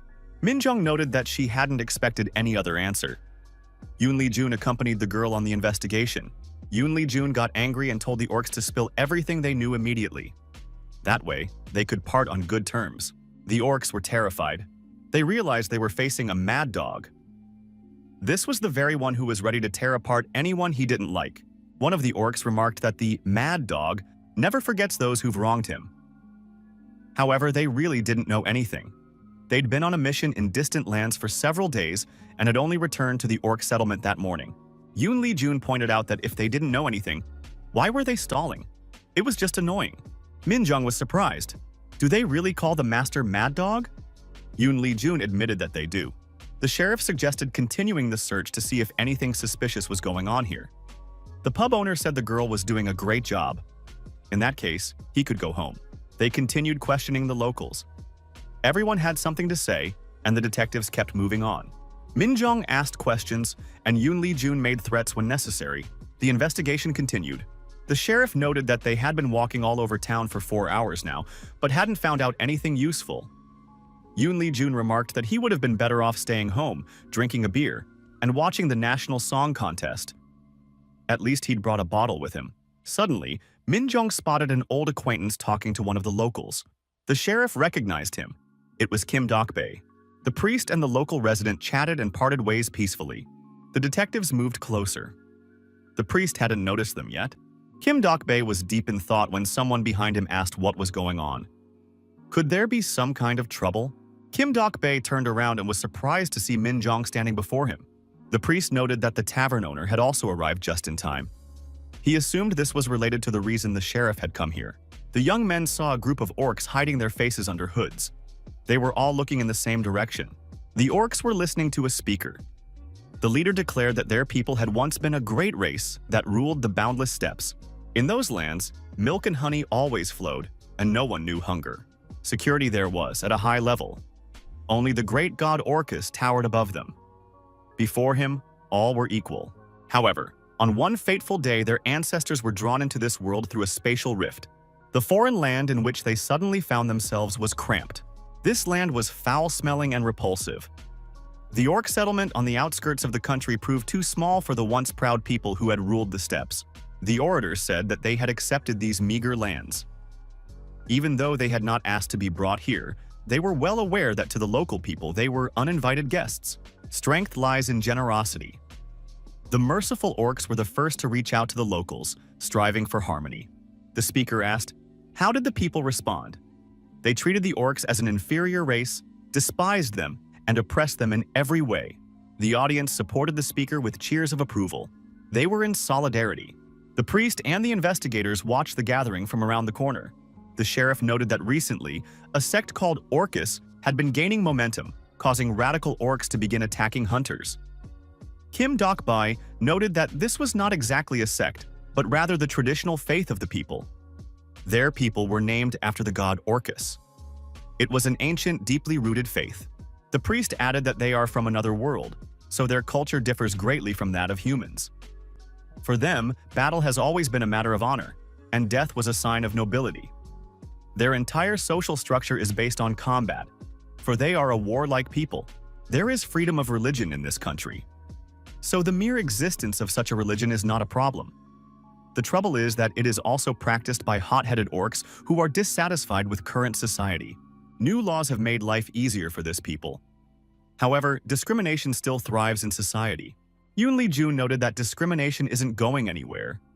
People aren't even able to get along with one another. Min-jung said that this was surprising. Kim Dokbae is a follower of ancient beliefs, yet he decided to become a priest. How did he even come to this decision? Dokbae replied that he decided to become a priest because orcs are outsiders in this country. To find common ground with the indigenous population, he felt it necessary to study their main cultural traditions and embrace them. Yoon Lee-jun noted that religion is the most widespread cultural layer in the entire world. Dokbai's decision to become the world's first orc priest was an attempt to build bridges for the cultural integration of humans and orcs. Kim Dokbae said the master was absolutely right. Min Jung asked, "Why make things so complicated? We could just have a drink together and become friends." Kim Dokbae said the sheriff was right. It would be great if all problems could be solved that way. Yoon Lee-jun suggested they go find out who was brave enough to attack the hunters. The speaker continued his speech, urging everyone to remember the contempt in people's eyes and the endless discrimination that orcs face in society. The audience once again supported the speaker with cheers of approval. The speaker said that thanks to their innate strength, they work for 3 people, but still remain only temporary workers. They are paid half as much as humans for this work. The orc asked, would his brothers really just sit back and tolerate this injustice? The audience raised their hands and cheered the speaker on once more. Yoon Lee-jun noticed that this crowd even used a battle cry. Apparently, secret meetings weren't popular among them. The priest said that if they tried to match the vague descriptions of the criminal, it would be hard to figure anything out. Everyone here was wearing hoods. Min Jong stepped out of hiding and said that in situations like this, it's easier and faster to deal with everything head-on. She decided to go first, while her companions were to watch the crowd's reaction and look for anyone suspicious. The sheriff stood in a prominent spot and asked everyone for a moment of their attention. Min Jong showed her badge, introduced herself as the sheriff, and stated that she was investigating an incident that had occurred nearby. She would need everyone's cooperation. The local orcs were surprised. Isn't a sheriff a hunter's investigator? What is a sheriff doing here? One of the orcs became overly agitated and tried to leave the area. Yoon Lee-jun noticed this and said that someone was trying to escape. Min Jong noticed this too and decided to pursue the fugitive. The sheriff shouted for the orc to stop immediately and present his identification documents. The orc continued to run. The sheriff shouted that he needed to be caught, and Yoon Lee-jun also rushed after him. Min Jong, pushing the orcs aside, quickly ran after the fleeing figure. The orator silently watched the scene unfold. He hadn't expected to see the priest here, accompanied by people. The priest also looked intently into the orator's eyes. It was Park Chung-bae. Chun-bae, looking at the priest, called out his name loudly, Kim Dok-bae. Min Jong grabbed the priest by the shoulder and asked what he was doing and why he had stopped, since they might lose the fugitive that way. The priest agreed and said he was on her side. Dok-bae turned around and also ran after the fugitive. The fugitive panicked. Had he been caught because he'd left too many traces? He should have stopped after the first 2 attempts. The orc hid around the corner and decided that now they wouldn't find him. However, Yoon Lee-jun suddenly appeared behind him. The orc hadn't seen him yet and thought that no one would find him in his own neighborhood. Yoon Lee-jun asked the fugitive, "Did everyone really scatter?" The orc was frightened and backed away. The master grabbed the fugitive by the collar and held him so he wouldn't run away again. Dok-bae and Min Jong also arrived and saw that the master had caught him. The protagonist said it wasn't difficult. He hadn't even expected it to go so smoothly. The priest looked at the fugitive and recognized him. It was Chun-ja. The orc screamed that he was wrong and wouldn't do it again. Dok-bae expressed doubt that this was the criminal. He's just a kid. He couldn't even handle an F-rank hunter. Min Jong was surprised. Then why was he running away? Chun-ja was surprised. Weren't these people here because he'd pickpocketed some drunken hunters on the street? Yoon Lee-jun asked the priest if he had sent the child home. Dok-bae confirmed this and added that he had given him a good scolding and sent him on his way. The priest said he would fully compensate for the damage caused. Min Jong agreed. For a priest's salary, it was mere pocket change. Dok-bae objected, saying that while he earned little as a priest, he had other sources of income, so everything was fine. The priest added that the Orc district doesn't receive support from hunters, and they have to deal with the gates on their own. Yoon Lee-jun noted that hunters used to help the locals. However, due to discrimination and endless complaints, the consequences became dire. As a result, the Orcs decided to deal with the gates on their own, and the Hunters Association welcomed this decision with open arms. Kim Dok-bae noted that the Vatican even issued him a personal permit to clear the gates. But if the gates become too large, he has to call on the Hunters Association for help. Dok-bae acknowledged that orcs are a powerful race. They are considered adults at 14, and an adult orc is as strong as a D-rank hunter. The priest added that, judging by the sheriff's account, the suspect must be at least B-rank. Even among orcs, there are few like that. Min Jong asked if there was anyone in mind. The priest recalled the orator, Park Chung-bae. and said he had one suitable candidate. He is strong enough to hunt a B-rank hunter and harbors a deep hostility toward humans. Min Jong suggested that they now knew which direction to take their investigation. But how should they proceed? It was unlikely the suspect would confess if they simply walked up and asked. Yoon Lee-jun stated that in moments like this, they needed bait. The boy holding sweets said he wanted to hurry back and treat his friends to gifts from the orcs. It was C-rank hunter Na Hong-seok. The boy said these snacks were very filling and everyone would love them. Why hadn't he known about such treats until now? A stranger in a hood secretly followed the boy. The pursuer held a heavy adjustable wrench in his hand. The boy mused aloud that he should stop by a store on the way and pick up another drink. The distance between the boy and his pursuer was closing. Hong-seok still didn't suspect a thing. Suddenly, the hunter heard footsteps behind him and trembled with fear. Na Hong-seok stopped and listened. Someone was approaching. The boy turned around and looked around in surprise. There was no one behind him, only a deserted street lit by the moon and a street lamp. Hong-seok decided he must have imagined it. But the pursuer appeared from the other side and was already swinging a wrench. At the last moment, Hong-seok managed to dodge and jumped aside. The hunter fell to the ground, spilling the contents of the bag, and looked fearfully at the villain's weapon. Hong-seok ran off, shouting that he was being chased. The villain rushed after the boy, who continued to call for help as he ran. Hong-seok thought that if he hadn't cast a protective spell as his master had instructed, he would surely have died. But where was his master? The hunter turned the corner and realized he had reached a dead end. There was nowhere left to run. The villain caught up to the boy and said he was quite nimble. However, this is where you'll have to say goodbye to life, he added. The hooded criminal claimed that the boy had been snooping around the area for about 2 weeks. Could he be looking for a way to attack the orcs? Hong-seok admitted that it was a culinary tour. The orc replied that he didn't believe him. The young man insisted he was telling the absolute truth. He had nothing to hide. The orc swung the wrench again. The man has only himself to blame for defiling the atmosphere of this neighborhood with his presence. The young man covered his face with his hands and screamed loudly for someone to save him. Kim Dok-bae suddenly appeared. He grabbed the criminal's weapon and prevented the attack. The priest saw the attacker and said they hadn't seen each other in a long time. The attacker turned out to be Park Chun-bae. The priest noted that he had been doubtful at first, but it really was Park Chun-bae. Kim Dok-bae pointed out that an adjustable wrench was a tool for repairs, not for attacking people. Park Chung-bae shouted, "Whoever holds this wrench in their hands decides how to use it." The criminal knocked his opponent to the ground and swung his leg to strike. Park Chung-bae thought that if this novice hunter was a decoy, then the sheriff's reinforcements might be nearby. The villain realized he was alone, and his enemies were many. Before the situation turned against him, he needed to get out of there quickly and assess the situation. The priest gave chase. He didn't want to let the criminal get away. Suddenly, the sheriff and the tavern owner appeared in Park Chun-bae's path. Yoon Lee-jun asked where the guy was in such a hurry to go. Min Jong declared that she had finally caught him. Dok-bae immediately ran up and kicked the fugitive. The priest added that now this guy wouldn't be able to escape. Bystanders watched as the two orcs settled their differences. Min Jong noted that he had only taken the bait after 2 weeks. Yoon Lee-jun added that this was because the orc district had drawn the sheriff's close attention, and they had to be cautious. Hong-seok announced that his mission was complete. The sheriff thanked the hunter and admitted that it had been difficult for her to act as bait. Hong-seok remarked that he was glad to help and was willing to do so in the future. Hong-seok said that thanks to the barrier the master had taught him to set up, he had been at ease. Even if a powerful enemy had appeared, the civilians would not have been harmed. The protagonist noted Hong-seok's remarkable sensitivity to mana. He would make an outstanding mage. The young hunter admitted that he really hoped so, since he also wanted to become an S-rank hunter. Hong-seok remarked that he had been scared at first in the orc district, but despite their fearsome appearance, everyone there was very kind. He loved it immensely and treated himself to a little culinary tour. The pork soup turned out to be especially delicious, and there were countless ways to prepare it there. Hong-seok added that he especially liked a bowl of hot soup with a shot of soju.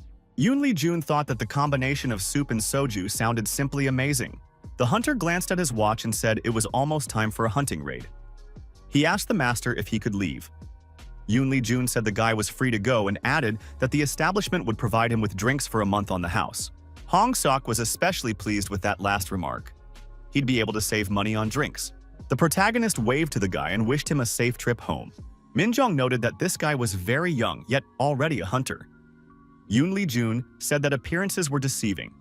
He was already 26 years old. The sheriff was surprised. She had thought the guy was still in high school. The master admitted that he did indeed have a childlike face.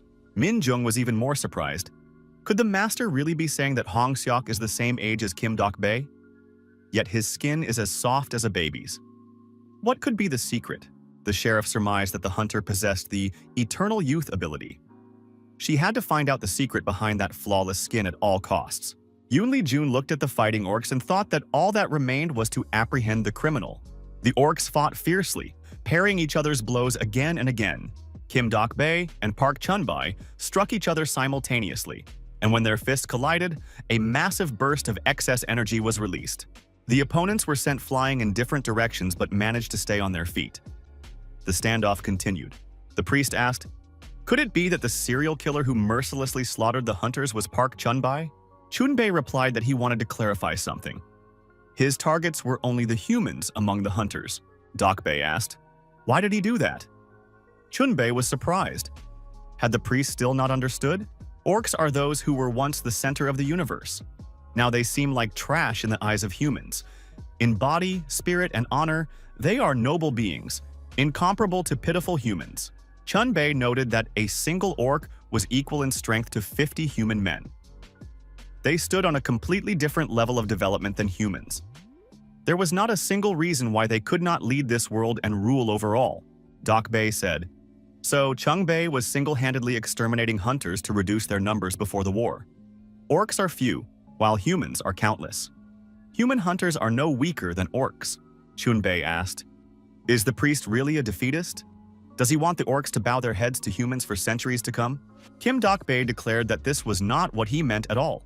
Chun-bae had hoped the priest would become a great leader who would lead all the orcs. After all, he was the 17th descendant of their lineage, was strong, and had proven time and again that he was worthy of being a leader. The strongest blood of the orc tribe's warriors flows through the priest's veins. Yet he betrayed those expectations by becoming a devout fanatic. It is a great disgrace.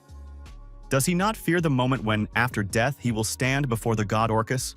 Dok-bae said that for the sake of saving their people, Chun-bae must face the truth. They are merely a minority in a world populated by humans. The wise decision would be to coexist peacefully with them, not to fight. Chun-bae remarked that these were all empty words. What future and what hope could they expect by betraying their roots? The priest said he had hoped in vain that his brother would understand. Dubei added that Chun-bae was right. If all the cups they had drained together hadn't opened his brother's heart, then nothing would change now. Park Chung-bae threw off his cloak and said the priest was talking too much. He made it clear that the fight would continue. Park Chun-bae added that there was no point in talking anymore. The villain added that from now on, they would communicate only with their fists. Dok-bae replied that if it couldn't be avoided, then so be it. The priest remarked that he had no choice but to accept it, as befits a warrior. He was ready to fight one-on-one. The priest also took off his cloak and prepared to continue the confrontation. Kim Dok-bae called his opponent his brother and added that he was challenging him to a duel of honor, made, a one-on-one battle, a form of dialogue that orcs resort to as a last resort when they reach an impasse. A sacred battle in which each stakes their beliefs, ideals, and justice. For orcs, the victor's word is the ultimate truth. The loser is obliged to submit unquestioningly to the victor's will. However, if a warrior cannot accept such an outcome, he has only one path left: to fight to the very end. Dok-bae struck his opponent's jaw with all his might. Chun-bae responded in kind. The rivals stood facing each other again, exchanging blows. Then their legs came into play. However, they knew each other well and skillfully blocked the attacks. Chun-bae shouted that this time the priest would meet his end and swung his leg to strike. The opponents moved from corner to corner of the room, chasing each other and retreating for counterattacks. Chun-bae said that all the priest knew how to do was retreat. He should face his opponent like a real man. The criminal asked, where had the once proud warrior gone? Had he really become a weakling after becoming a priest? Chun-bae reminded him that they had sworn to each other in their youth that they would devote their lives to their people. So does the oath they made, clinking cups in their youth, mean nothing at all? Chun-bae continued to strike and said he was waiting for an answer from his brother. Perhaps that oath had been a lie? Dok-bae replied that it wasn't a lie. His desire to devote his life to the orcs was still strong, and even now, he didn't think any differently. Chunbei declared that it was all a lie. Was his brother really saying that he had done everything for the orcs? Chunbei added that all the priest does is wag his tail in front of people like a beaten dog. For a moment, the rivals found themselves in opposite corners of the room. This gave them a chance to catch their breath. Chunbei remarked that his opponent was trampling on the honor of the orcs without ever having fought a single battle, as befits a true warrior. Dokbei said that the outcome was obvious. Does meeting one's end after an exhausting battle really mean being a warrior? The rivals continued to strike each other with renewed vigor. Chunbei began spitting blood. Dokbei repeated that he was doing all this for the orcs. However, his brother refused to acknowledge it, no matter how much he explained. The priest reminded him that Chunbei himself had said they no longer needed words. Dokbei declared that the victor would judge the righteousness of each of their actions. Minjong and Yoon Lee-jun silently watched the battle, as if it were an Indian action movie with lots of dialogue and lots of blows. The only thing missing was the music. Minjong asked the master, "Were they really just going to stand there and watch?" Yoon Lee-jun remarked that it was better not to interfere right now. For orcs, a duel is a sacred ritual. Through it, they determine who is right and who is wrong. Anyone who dares to interfere will become the sworn enemy of all orcs. The sheriff remarked that these words reminded her of a certain card game. Yoon Lee-jun agreed that there was some similarity. The master asked, "Could the sheriff see Dokbei's body?" There wasn't a single scar on it. Yoon Lee-jun noted that this orc might not have cleared every dungeon, but he had definitely participated in raids on A-rank gates. The fact that there wasn't a single scar left on his body spoke to his incredible strength. Yoon Lee-jun told the sheriff not to worry. Even among orcs, strong men like Dokbei are few and far between. The girl was surprised. Was Dokbei really that strong? Chunbei thought that for the sake of the orcs, he had fought again and again, becoming much stronger than before. Why then could he still not defeat Dokbei? Power and triumph. Wasn't such glory destined for a noble warrior chosen by Orcus himself? Chunbei thought, could it be that, as a warrior, he was inferior to his rival? A pitiful lackey who had fallen for the faith of men? Park Chunbei refused to accept this. He said that Orcus had long since renounced them all. By the time he left the world of the orcs, no one could deny it anymore. It is not worth clinging to a false god for the sake of all orcs. Chunbei said that his rival must extend his hand to him and gain great power. Then, together, they would defeat that vile traitor who had blocked his brother's path. That traitor must be torn into a billion tiny pieces so that it causes him pain. He must become merely a stepping stone on the path to a bright future. Park Chunbei's body began to transform, his eyes flashing brightly. Park Chunbei turned into a monster, which immediately attacked the priest. The monster resembled the one that had previously possessed Ryu So-hyung, and the one that had appeared in the tavern. There was something they had in common. After another blow, the priest was sent flying far backward. The monster was much stronger than Chunbei in his original form. Yoon Lee-jun and Min-jun immediately realized that this was the demonization mode. The sheriff noticed that this energy was clearly above A rank. Kim Dokbei raised his head and asked, "What's with my brother's expression? He must have swallowed something wrong?" The priest thought, could it be that, in the very midst of the sacred Meri, his brother had allowed some demonic filth to consume him? The demon, its eyes flashing, continued to growl furiously and display excessive aggression. Dokbei called his opponent a foolish scoundrel. Interfering in the mat day was a betrayal of military honor. Wasn't he betraying his very essence as an orc by doing this? The priest asked, where was his brother's vaunted pride? Kim Dokbei delivered his verdict. If the opponent had resorted to such tactics, then he was a true coward. The priest gathered momentum, swung, and landed another punch to the jaw. A series of relentless blows followed, yet the monster remained on his feet.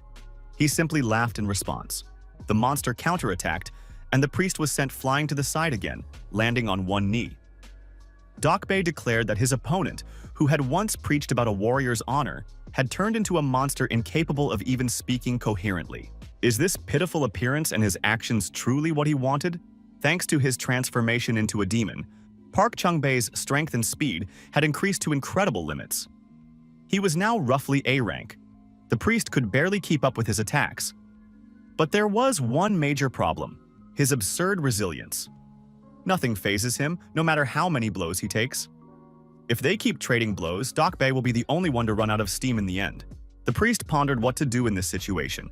Maybe try to wear him down by continuing to dodge his attacks?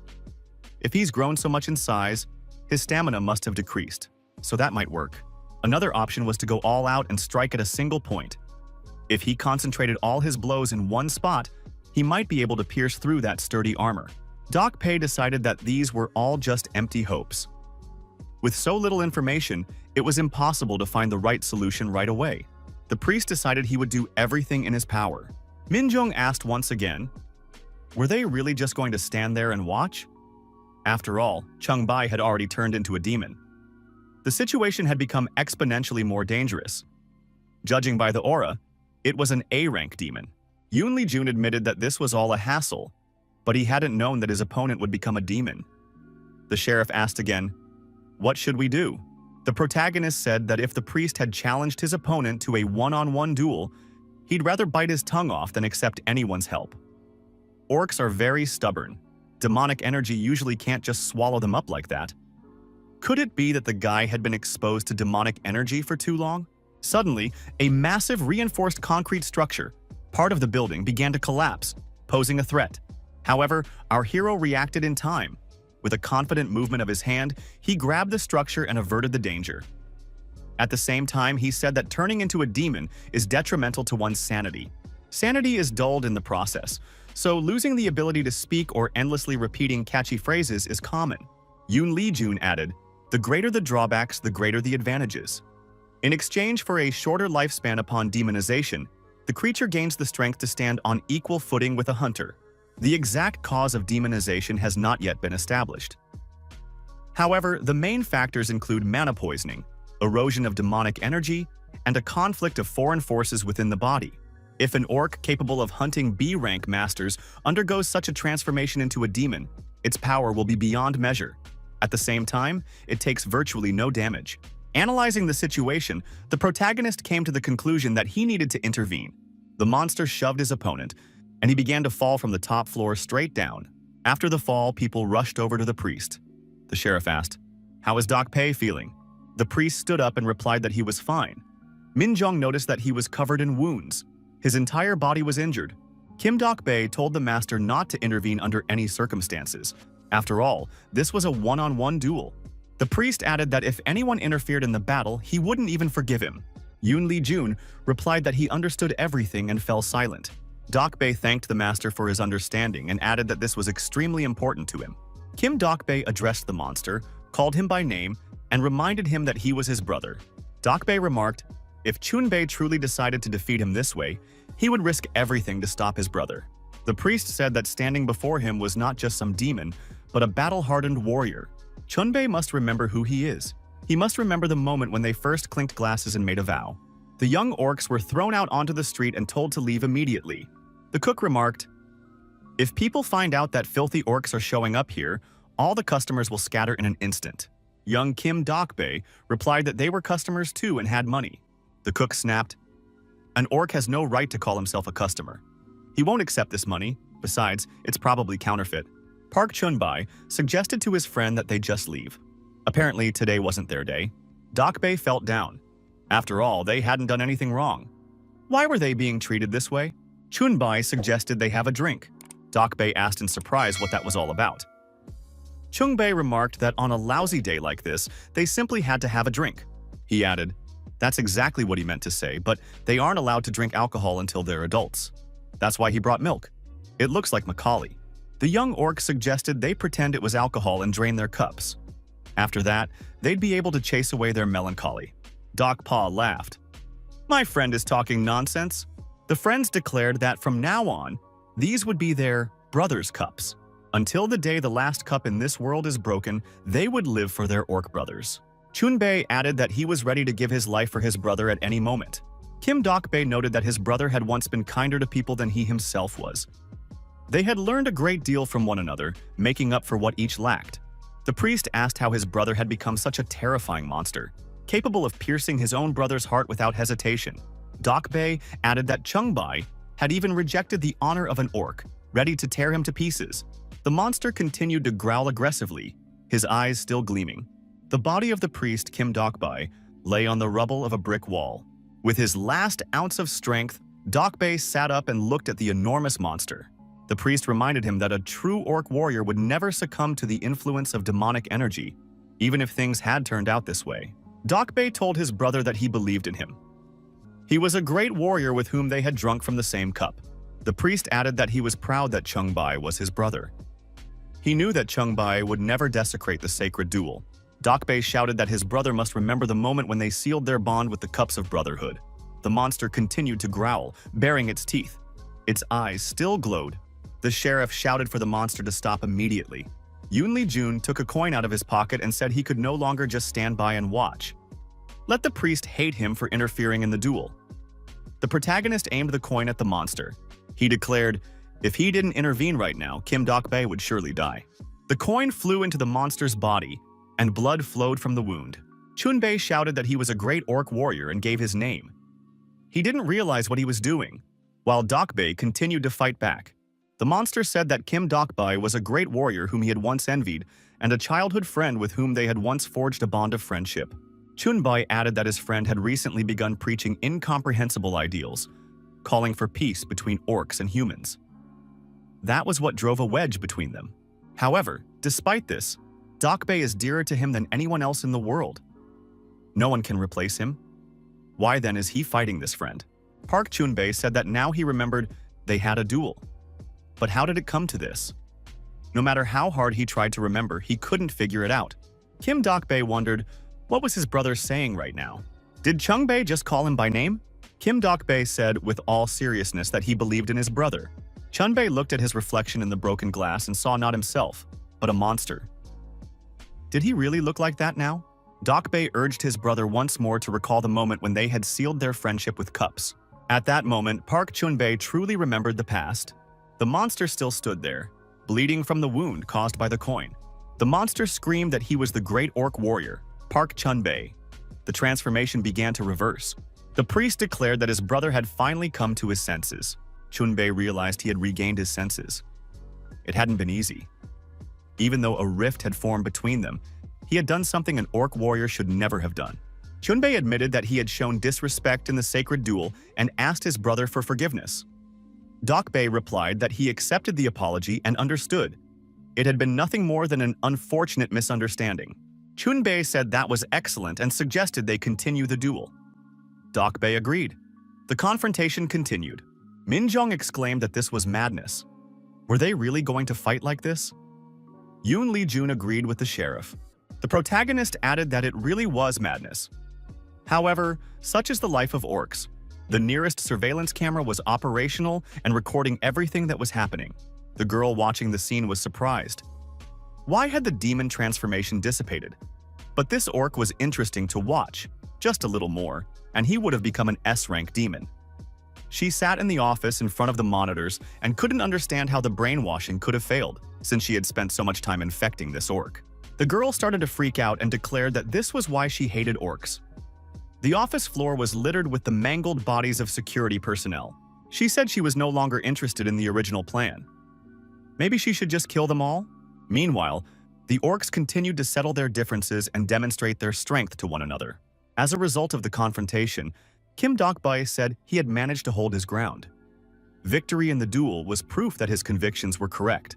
Dokbae added to his brother that he was giving this order not as a priest, but as the successor to the great leader. His crimes were grave. The people would not forgive them so easily.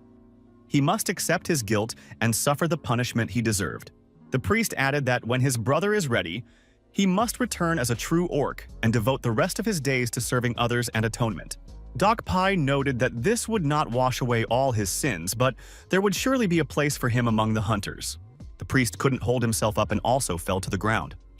The two orcs, having lost their strength, lay side by side.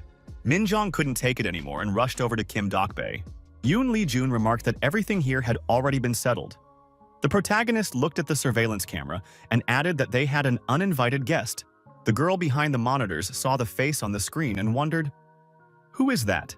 Yoon Lee Jun took aim with the coin and told the observer to stop staring at him. It was definitely annoying him. The shot was accurate. The coin struck the surveillance camera with the speed of a bullet. The camera was destroyed and shattered into tiny pieces. The girl in the security room lost the feed. The image disappeared from the monitors. She was outraged. What just happened? The stranger said she liked this guy, but who was he? She decided to get her hands on him. The girl added that after she had her fun, she would slowly tear him to pieces and watch him scream in pain. A TV announcer reported that the serial killer had finally been apprehended. It turned out to be a certain Mr. Pak, who had been terrorizing the entire neighborhood. Mr. Pak was sentenced to life in prison without the possibility of parole. He would spend the rest of his days behind bars and assist in the elimination of the gates. The C-rank hunter watched the report on his smartphone and asked, "Is the guy really claiming he had a hand in this?" Hong Sok replied that it was all true.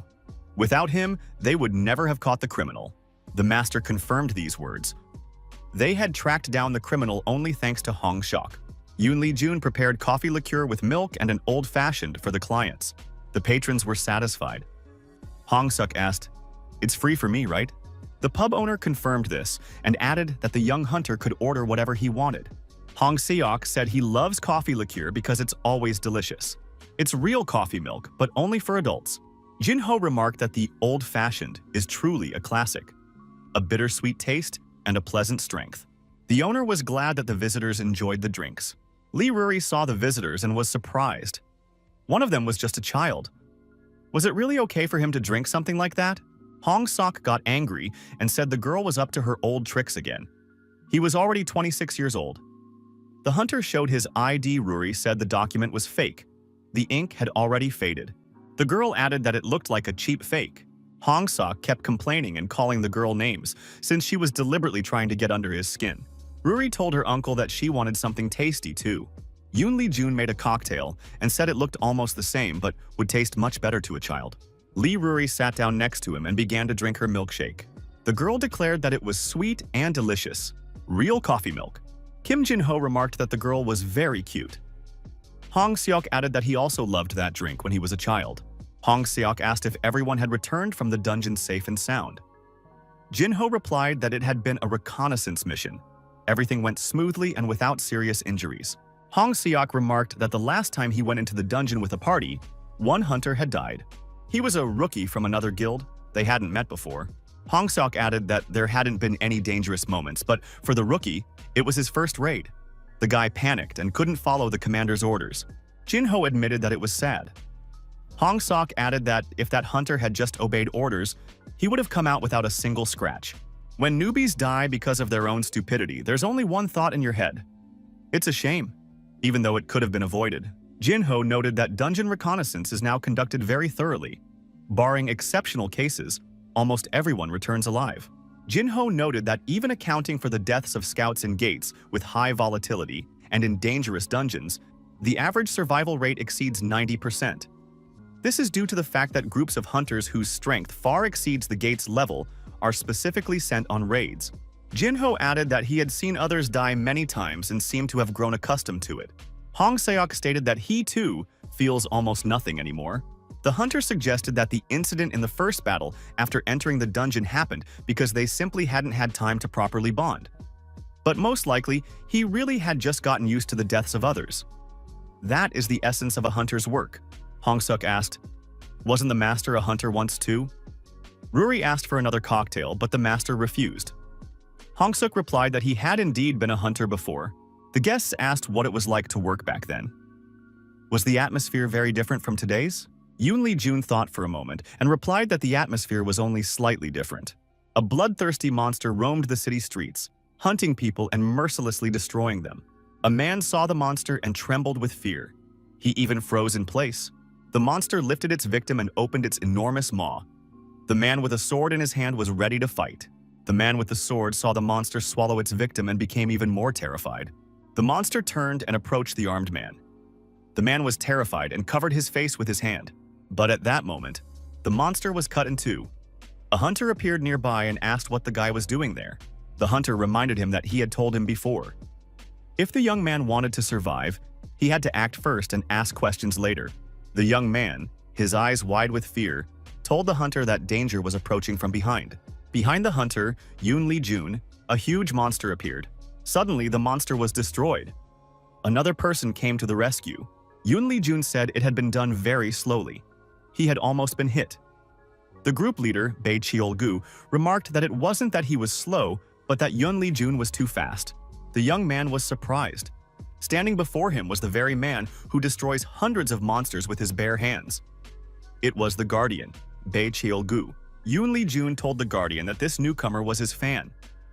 Cheol-gu replied that things would have been different if Yoon Lee-jun hadn't stopped promoting himself. Yoon Lee-jun remarked that this wasn't his style. He was concerned with something entirely different. He wants to clear as many dungeons as possible and do it quickly so he can get just a little closer to his daughter. Bae Cheol-gu remarked that Yoon Lee-jun says this as if he truly enjoys it. Yoon Lee-jun replied that, in any case, they need to clear out these monsters before even more of them show up. Swinging his sword, Yoon Lee-jun charged at the huge monsters, claiming he would turn this trifle into mincemeat. The young hunter watched the professional's actions with his mouth agape. Later, he told his friends how the boss had sliced the monsters to pieces with a single sword, while the guard had fought with his fists. Not a single monster could stand up to them. Together, they took down more than 20 monsters without getting a single scratch. The group's leader, Kim Hong, said their combat skills deserved great respect. The group's mage, Jegul Hyun, remarked that this guy was telling the story as if he'd been right in the thick of things, even though he'd just been standing on the sidelines. Kim Hong added that when you witness a situation like that firsthand, your emotions run wild. They felt the same way at first. Just surviving while chasing those monsters was an achievement in itself. The friends said that the main thing is to stay alive and have a beer together. Yoon Lee-jun took a few swigs of liquor from a flask and said that was just what he needed. There's nothing better than a drink after a shift. Bae Cheol-gu declined the drink and said he doesn't drink. The protagonist pointed out that it was fruit soju. He had found the last bottle in the store. In response to a question, Cheol-gu said there were currently 13 survivors. Yoon Lee-jun noted that that wasn't bad, but Cheol-gu was surprised. What does not bad mean? When they entered the gate, there were 86 of them. 73 died during the sweep. Can that really be called not bad? Yoon Lee-jun remarked that there was nothing to be done about it. Who could have known that a B-rank gate would suddenly mutate into an A-rank gate? The protagonist added that, one way or another, the core of the raid had survived, and the mop-up was almost complete. Bae Cheol-gu acknowledged that his partner was right. Statistically speaking, everything was correct. Cheol-gu noted that the hunter's survival rate was too low. At this rate, all the hunters would soon die, and the world would be left defenseless. Yoon Lee-jun remarked that he was already working at full capacity, but that was the current situation, and there was nothing to be done about it. Cheol-gu countered that if they reorganized the system properly, they could significantly increase survival rates. The main problem is that newbies and veterans are thrown into the same place without any training. If hunters are divided by rank and forces are properly allocated, the result will be different. Bae Cheol-gu urged them to stop blindly rushing in to clear dungeons. They need to take a break, systematize everything, and carry out a reorganization. Yoon Lee-jun remarked that he couldn't do that. He needed to move on because So-ah was waiting for him. Cheol-gu asked, "Is she really waiting?"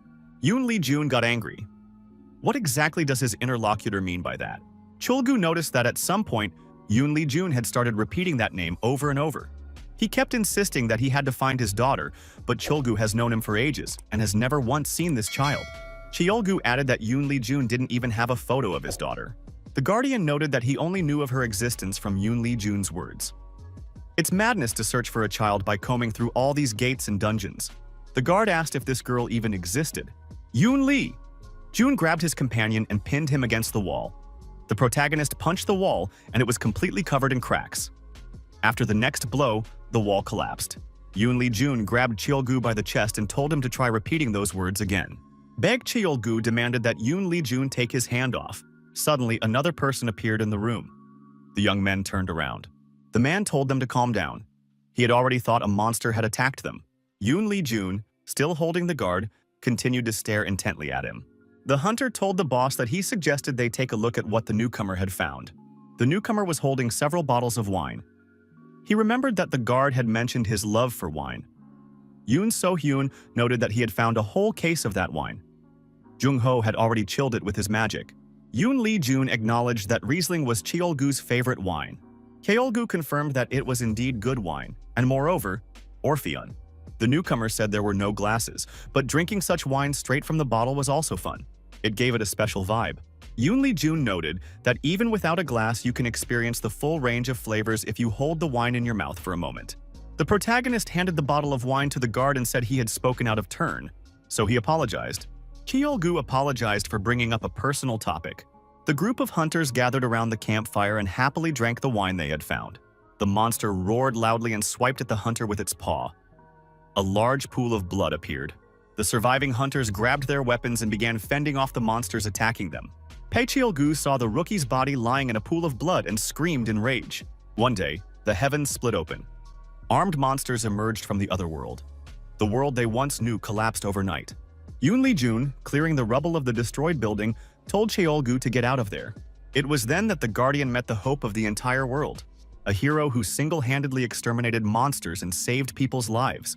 The first hunter he saw with his own eyes, Yoon Lee-jun. As if appearing from a new world, he performed feats that humans dared not even dream of. As if by fate, Bae Cheol-gu decided to face the end of the world shoulder to shoulder with this hero. Cheol-gu was not alone. Like moths flying toward a blinding light, countless people he had saved also wished to walk hand in hand with him. However, to his great regret, he was strong, unlike the rest. There were many who wished to become his comrades, but there was no less death around him. Fortunately, Bae Cheol-gu had found his strength. Though he wasn't as strong as Yoon Lee-jun, his strength was enough to keep him surviving on this journey so far. Cheol-gu watched the endless string of losses, but he could never get used to them. Then a thought occurred to him. If this war of attrition continued and hunters died just as often as new volunteers arrived, the comrades who always seemed to be by his side would begin to disappear one by one until there was no one left at all. Cheol-gu thought that someday even he would not be able to escape death. Would it really all end with the boss left completely alone? Even when that day comes, the master will keep moving forward, farther and farther. It must be a very dreary and unbearably lonely life to live. Baek Cheol-gu thought that Yoon Seo-hyun had died. Another comrade. But surely there must be another path for hunters, one better than this. A huge pile of slain monsters loomed ahead.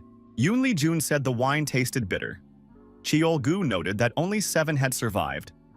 The master added that, in the end, less than 10% had survived. He said this could have been avoided.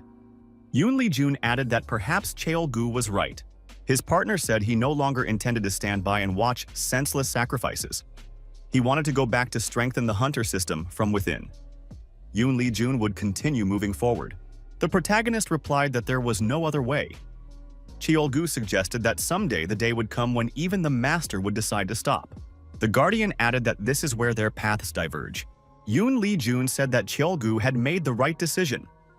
However, he is not nearly as cool as Cheol-gu thinks he is. The protagonist added that heroes are those who know how to look back. For now, he does what he thinks is necessary, trusts his instincts, and moves forward.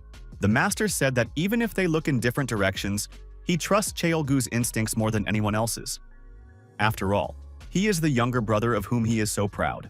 Cheol-gu thanked him and said goodbye. He told Yoon Lee-jun to take care of himself. The protagonist said they should have a drink too. The young man poured the contents of the flask onto the ground and asked for forgiveness. Yoon Lee-jun told his fallen comrades to rest in peace. The protagonist left the area where the fallen hunters were buried.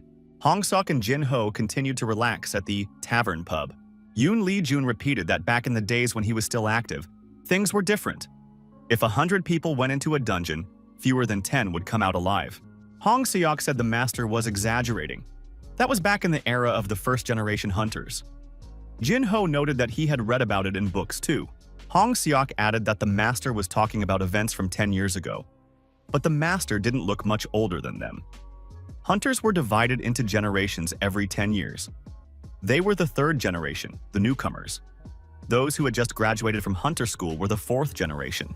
Hong-seok noted that, these days, even groups on A-rank dungeon raids often return with everyone intact. Yoon Lee-jun acknowledged that modern hunters receive a very good education. They are a cut above the old guard and know how to act in a wide variety of situations without freezing up. Hong-seok agreed. The hunter training program is constantly updated to make training more effective. The curriculum has already undergone its 7th revision. As the number of hunters grows, so does the number of dungeons with gates, so there is still a shortage of manpower. But working conditions for hunters are gradually improving. Yoon Lee-jun acknowledged that the world has become a little better. Hong-seok noticed that the master had an impassive expression. Everything he says sounds very serious, Hong-seok whispered to his partner. What if the fact that the pub owner is a hunter isn't a fabrication either? Maybe he was actually just shuffling papers in an office or working somewhere nearby with hunters. Yoon Lee-jun said he could hear everything. The protagonist remembered a certain wine and offered to buy a glass on the house. The young hunters were delighted and said they were definitely in. Hong Seok and Jin Ho tasted the wine and noted that it was excellent. They prepared grape sorbet for the girl. Ruri said it was very delicious.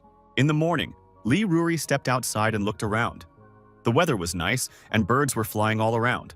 The girl was delighted when she saw the birds circling around her and even landing on her head. Suddenly, the sound of an alarm clock came from the house. Lee Ruri said that it was her uncle's alarm clock, which meant he was waking up now. Yoon Lee-jun woke up and yawned widely. He definitely still wanted to sleep. The protagonist noted that he never gets enough sleep in the mornings. He needs to get into the habit of going to bed earlier the night before. Ruri peeked out from behind the door.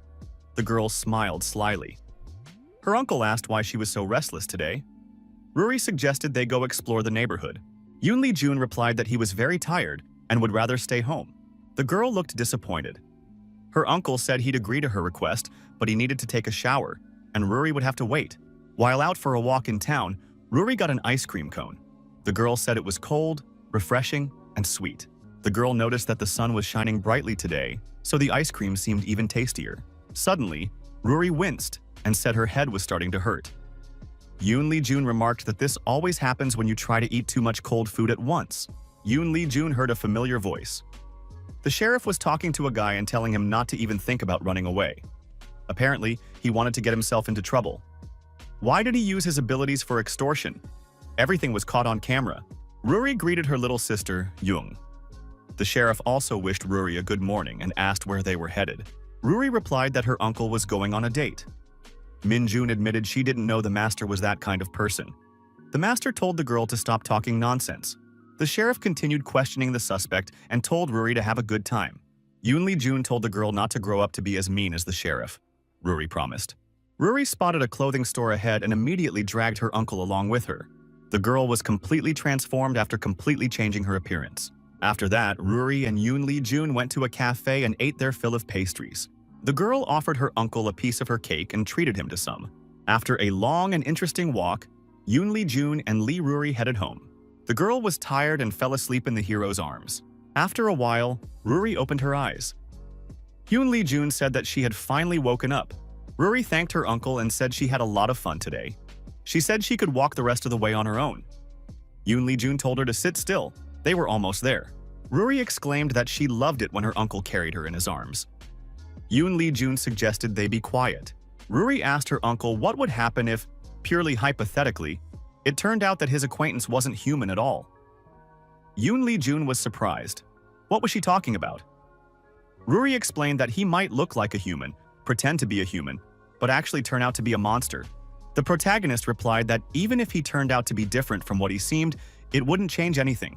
He would still be himself, just as Ruri would always remain herself. The girl smiled in response. The protagonist told the girl once again not to squirm in his arms. She never listens to him. Hunter Kim Hwan was fighting monsters in the dungeon and noticed that he'd been too lucky earlier today. Kim Hwan noted that it all started because he'd drunk a lot the night before. However, he had no hangover in the morning. He had slept for only 4 hours, but apparently slept very well because he didn't feel tired. As always at this time, the hunter listened indifferently to the horoscope on TV. The screen reported that Aquarius would have a day filled with nothing but good things today. Next, Kim Hwan made himself some ramen to cure his hangover. The hunter decided he was lucky. 1 egg had 2 yolks. Kim Hwan admitted that ramen in the morning after a night of drinking is simply the food of the gods. Before work, the hunter read his favorite comic book. In it, his favorite hero finally got his revenge on his enemy, and he felt good. Kim Hwan said it was time to go to work and put on a black suit. As soon as the hunter approached the crosswalk, the traffic light turned green. When he reached the bus stop, Kim Hwan saw that the bus had already arrived. He'd made it just in time. On the bus, Kim Hwan took the last available seat and rode comfortably the whole way. The bus arrived without any delays. There were no traffic jams or stops at red lights. Kim Hwan thought that his luck today was clearly S rank. Dungeon manager Chae Min-ha checked his documents and said that Kim Hwan had an easy day ahead of him. The hunter checked his assignment and realized he had to exterminate goblins today. The mission was assigned a D rank. Che Minha said that was all that was left. For a B-rank hunter, doing something like this was a piece of cake. The manager added that there was one problem. Kim Hwan was the only available hunter ready to go out. Everyone else was already on missions. Minha added that she really didn't want to say this, but according to the rules, even low-level dungeons must be entered by at least 2 people. But if things are left as they are, a breach will soon occur in the dungeon, and then civilian casualties will be inevitable. Therefore, an order was issued. B-rank hunters and above must either clear it alone or abandon the mission entirely. Che Minha noted that she was simply relaying the leadership's instructions, but she advised waiting for another hunter to return before setting out. Even if the dungeon's rank is low, anything could go wrong. Trying to rush things could lead to tragic consequences. The manager added that for Kim Hwan, defeating goblins was a piece of cake, but in the event of an unforeseen situation, it could be dangerous. The hunter said he was ready to take on the mission himself. Minha replied that it was a sensible decision. Going there alone was too dangerous, but waiting for someone else to arrive was risky as well. The manager realized, didn't Kim Hwan hear her? She had said it was dangerous to go there alone. No one would blame him if he didn't go. Kim Hwan said he had heard everything. However, if a breach occurs, someone could get hurt. The sheriffs are very busy right now too. Besides, if the records are accurate, the probability of anomalies is less than 5%, so everything will be fine. Choi Min-ha asked if Kim Hwan was really going to go. No one would appreciate the unnecessary risks he was taking.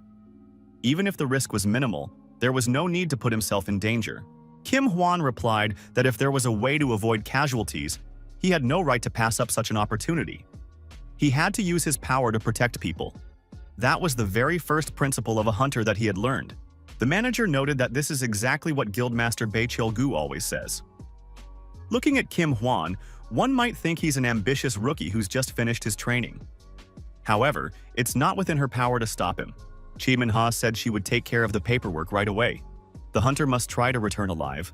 The manager added that if anything happened, Kim Hwan should run away immediately. The hunter told Min-ha not to worry about him. Kim Hwan added that he was very lucky today. Using his sword, the Shadow Blade, the hunter effectively destroyed the monsters. Kim Hwan was more precise than ever today. Every strike hit its mark. At some point, the hunter felt tired. He had already killed no fewer than 100 monsters, but there was no end in sight. A 5% chance of anomalies? That wasn't true. The dungeon had already mutated. Kim Hwan suspected he'd used up all his luck that very morning. Now he was truly in trouble. Goblins surrounded him on all sides. There was no time to catch his breath. One morning, Lee Ruri told her uncle that her stomach hurt. It was cramping badly. Yoon Lee Jun replied that it was normal after 8 servings of ice cream. You shouldn't eat that much at once. Ruri admitted that it was very tasty and added that they shouldn't have left the ice cream where she could reach it. The door to the tavern swung open, and the sheriff appeared in the doorway. Minjong told the master that she needed help. The worried girl noted that Kim Hwan was in trouble. Yoon Lee Jun asked the sheriff to quickly explain what had happened. Minjong explained that the hunter had entered the dungeon and hadn't returned yet, even though the time limit had already expired. Apparently, he was unlucky. The dungeon had mutated. There aren't enough hunters and sheriffs right now, so reinforcements aren't coming. On top of that, she needs to stop another breach. Minjun begged the master to save Kim Hwan. The protagonist was already heading toward the dungeon. The manager greeted the master and said she was glad to meet him. Minjun had told her a lot about him. Chai Min-ha noted that she couldn't rely on retired veterans. However, there was no choice now. Time was running out, so she was counting on the master. Min-ha admitted that it was her fault. She shouldn't have sent the hunter alone. Yoon Lee Jun replied that she shouldn't be upset. It wasn't anyone's fault. The master added that everyone had been working themselves to the bone. Kim Hwan had simply been unlucky. But it wouldn't last long. Things would soon be back on track. Yoon Lee Jun added that there was no need to worry. He would definitely protect his client. Min-ha said she trusted the master. Yoon Lee Jun looked at the empty chip bag and sighed. He barely had time to eat them, and there were never enough. Che Min-ha noted that everything was just as they'd said. This man exuded the aura of a seasoned professional. The seasoned professional tried to scrape the last crumbs of chips out of the bag. He noticed that the portions had become quite tiny lately. Before entering the dungeon, the protagonist decided to grab a weapon and picked up a brick. Yoon Lee Jun declared that it was time to go, since they needed to protect the visitor to the tavern, dungeon. Originally, this word meant underground prison. Now, however, it refers to gateways to other worlds, which disappear only after certain conditions are met. When a dungeon appears, the Hunters Guild sends out a reconnaissance team to assess the threat level. Dungeon ranks range from S to F, for a total of 7 levels. By dispatching hunters of the appropriate rank, humanity could significantly increase its chances of survival. However, special dungeons would sometimes appear, rendering the reconnaissance results useless. Mutations occurred within the already studied structure, filling it with unpredictable factors. Endless regeneration and the appearance of mutants. The difficulty of clearing such dungeons is significantly higher than their stated rank. Hunters call this phenomenon the emergence of a singularity in the dungeon. Dungeons with singularities have claimed countless hunters' lives. Yoonlee Jun noticed that this was strange. If they were reproducing as actively as the instructions stated, they should have appeared by now. He expected goblins to come pouring out in droves. Could this cave really be that deep and spacious? Goblins are vile monsters, the perfect embodiment of the principle. Strong against the weak, weak before the strong. They have an incredibly high reproduction rate. Under favorable conditions, their numbers grow at a frenzied pace, just like cockroaches. When the population becomes too large and food supplies run out, they resort to cannibalism, mercilessly devouring the weakest members of the tribe. In terms of height and intelligence, they are no different from ordinary children. An adult can easily defeat 1 or even 2 goblins. Thanks to their excellent night vision, they feel right at home in caves. Goblins know they're weak on their own, so they always stick together in groups. If goblins were even slightly smarter and stronger, they would rule the world, not humans. Yoonlee Jun noticed that the stench from the goblins was becoming increasingly unbearable. They should be appearing soon. The protagonist spotted a single goblin and said it was his first visitor. As a token of gratitude, he would do it a special favor. The master employed a top-secret technique honed over years of hunting. The goblin was struck on the head with a brick. It was the first strike and an instant guaranteed victory. Yoonlee Jun asked the goblin, "Did he enjoy the blow?" Another goblin appeared behind our hero. The master said that the next visitor shouldn't be so jealous. There were plenty more treats on the menu. Using an empty chip bag, the protagonist managed to grab the goblin's dagger by the blade. Yoonlee Jun took the knife and thanked the goblin for the gift. He looked at the weapon and said it was a dagger made of scrap metal. With his next move, our hero plunged the knife into the goblin's neck and said it was just perfect. As he continued to strike, Yoonlee Jun noted that if a weapon is too long, it's extremely awkward to wield in narrow caves. The master looked up and saw a group of goblins approaching. Yoonlee Jun suggested they take turns and not crowd together. Or do goblins have their own preferences? After another strike, the knife in our hero's hands broke. The master reached into his pocket and said that with tips like that, these goblins didn't seem like normal customers. Yoonlee Jun pulled a flashlight out of his pocket and turned it on. The bright light blinded the goblins. The monsters squinted and began covering their eyes with their hands. Such light was unfamiliar and harmful to them. Yoonlee Jun noted that modern flashlights were incredibly powerful. Technology had reached a whole new level. Our hero plunged the broken dagger into the eye of the nearest monster. The protagonist snatched a club from the goblin's hands and began swinging it, sending the monsters flying in all directions. The guy noticed a stone axe in the hands of one of the goblins. A moment later, that axe was already chopping through the monster's skulls and bones. Our hero continued the bloody battle. However, it was more like a game of goal days. Yoonlee Jun warned the goblins not to get into a fight if they knew they had no chance of winning. Was there even a single goblin here willing to listen to him? Threatening them with punishment, the protagonist said he was willing to spare them, but on one condition. They must raise their hands if they had seen another person here. A story about him might save them. Yoonlee Jun thought that many years had passed, yet the goblins still hadn't learned to understand human speech. Why had he even bothered to speak to them? Suddenly, a huge monster emerged from the darkness. The protagonist thought, could this be the mini-boss's entrance? It must be a warrior goblin. But it doesn't belong in a D-rank dungeon. This is definitely a dungeon with a singularity. Yoonlee Jun decided he had no choice. He would destroy all the monsters until he met Kim Hwan here. At some point, the master calmed down. All the goblins around him had been destroyed. The guy looked around and said there had been quite a few goblins. Yoonlee Jun stated that he had killed about 50. However, they seemed to be reappearing. The protagonist wondered if this was really typical goblin behavior. The one who looked the strongest was just watching from behind. Yoonlee Jun declared that this cunning scoundrel was unworthy of being called a warrior. The master said he was already getting bored. Would this monster show something interesting? The senior goblin sent his minions to attack the man. Yoon Lee-jun thought, have they really become braver just because there are too many of them again? He couldn't stand it. The protagonist decided to play around with the monsters a little. One of the goblins crept up from behind and attacked our hero, striking him in the back. The master lost his balance and fell face first. The monsters pounced on the man and began striking him with their weapons. The goblins didn't stop beating Yoon Lee-jun. Blood spattered everywhere. The senior monster showed bravery and moved closer to the man lying on the ground. He was confident of his safety. Yoon Lee-jun was surprised by what the goblins were doing. They shouldn't celebrate too soon. They'd better take a closer look. The master had said that the goblins should pay attention to exactly who they were turning into a bloody mess. The senior goblin looked at the victim and was terrified. After all, it was one of his own kind. On average, goblins' vision is 1/10 of normal. Because they can barely see anything, it's all too easy for them to fly into a rage. That's why they often don't even realize what they're doing. Yoon Lee-jun noticed that even if he were to put one of their own in the line of fire at the moment of the strike, they wouldn't notice it at all. The master noted that if the goblins were even a little smarter, they would be a much bigger problem for humans. Yoon Lee-jun thanked the goblins for remaining just as they were. Stupid, low-level monsters. The elder goblin got scared and tried to run as far away from the man as possible. The master wondered if this creature could even be called a goblin. The strongest of them turned out to be the biggest coward. Yoon Lee-jun grabbed the goblin by the head and asked where he was planning to run. The only way out was across the river Styx.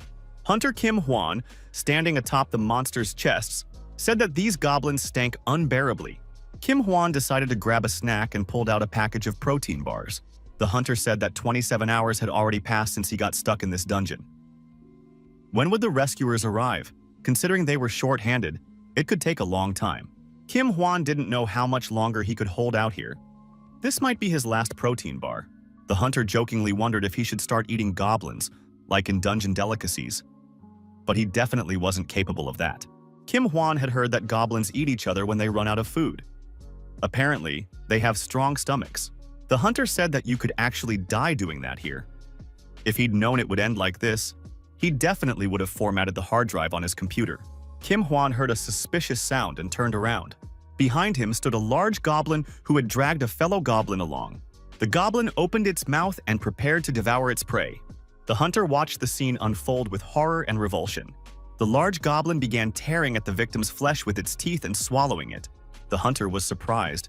Could a goblin really eat its own kind? He had never believed such a thing was possible before. This one looked exactly like a demon. Had the goblin turned into a demon? Kim Hwan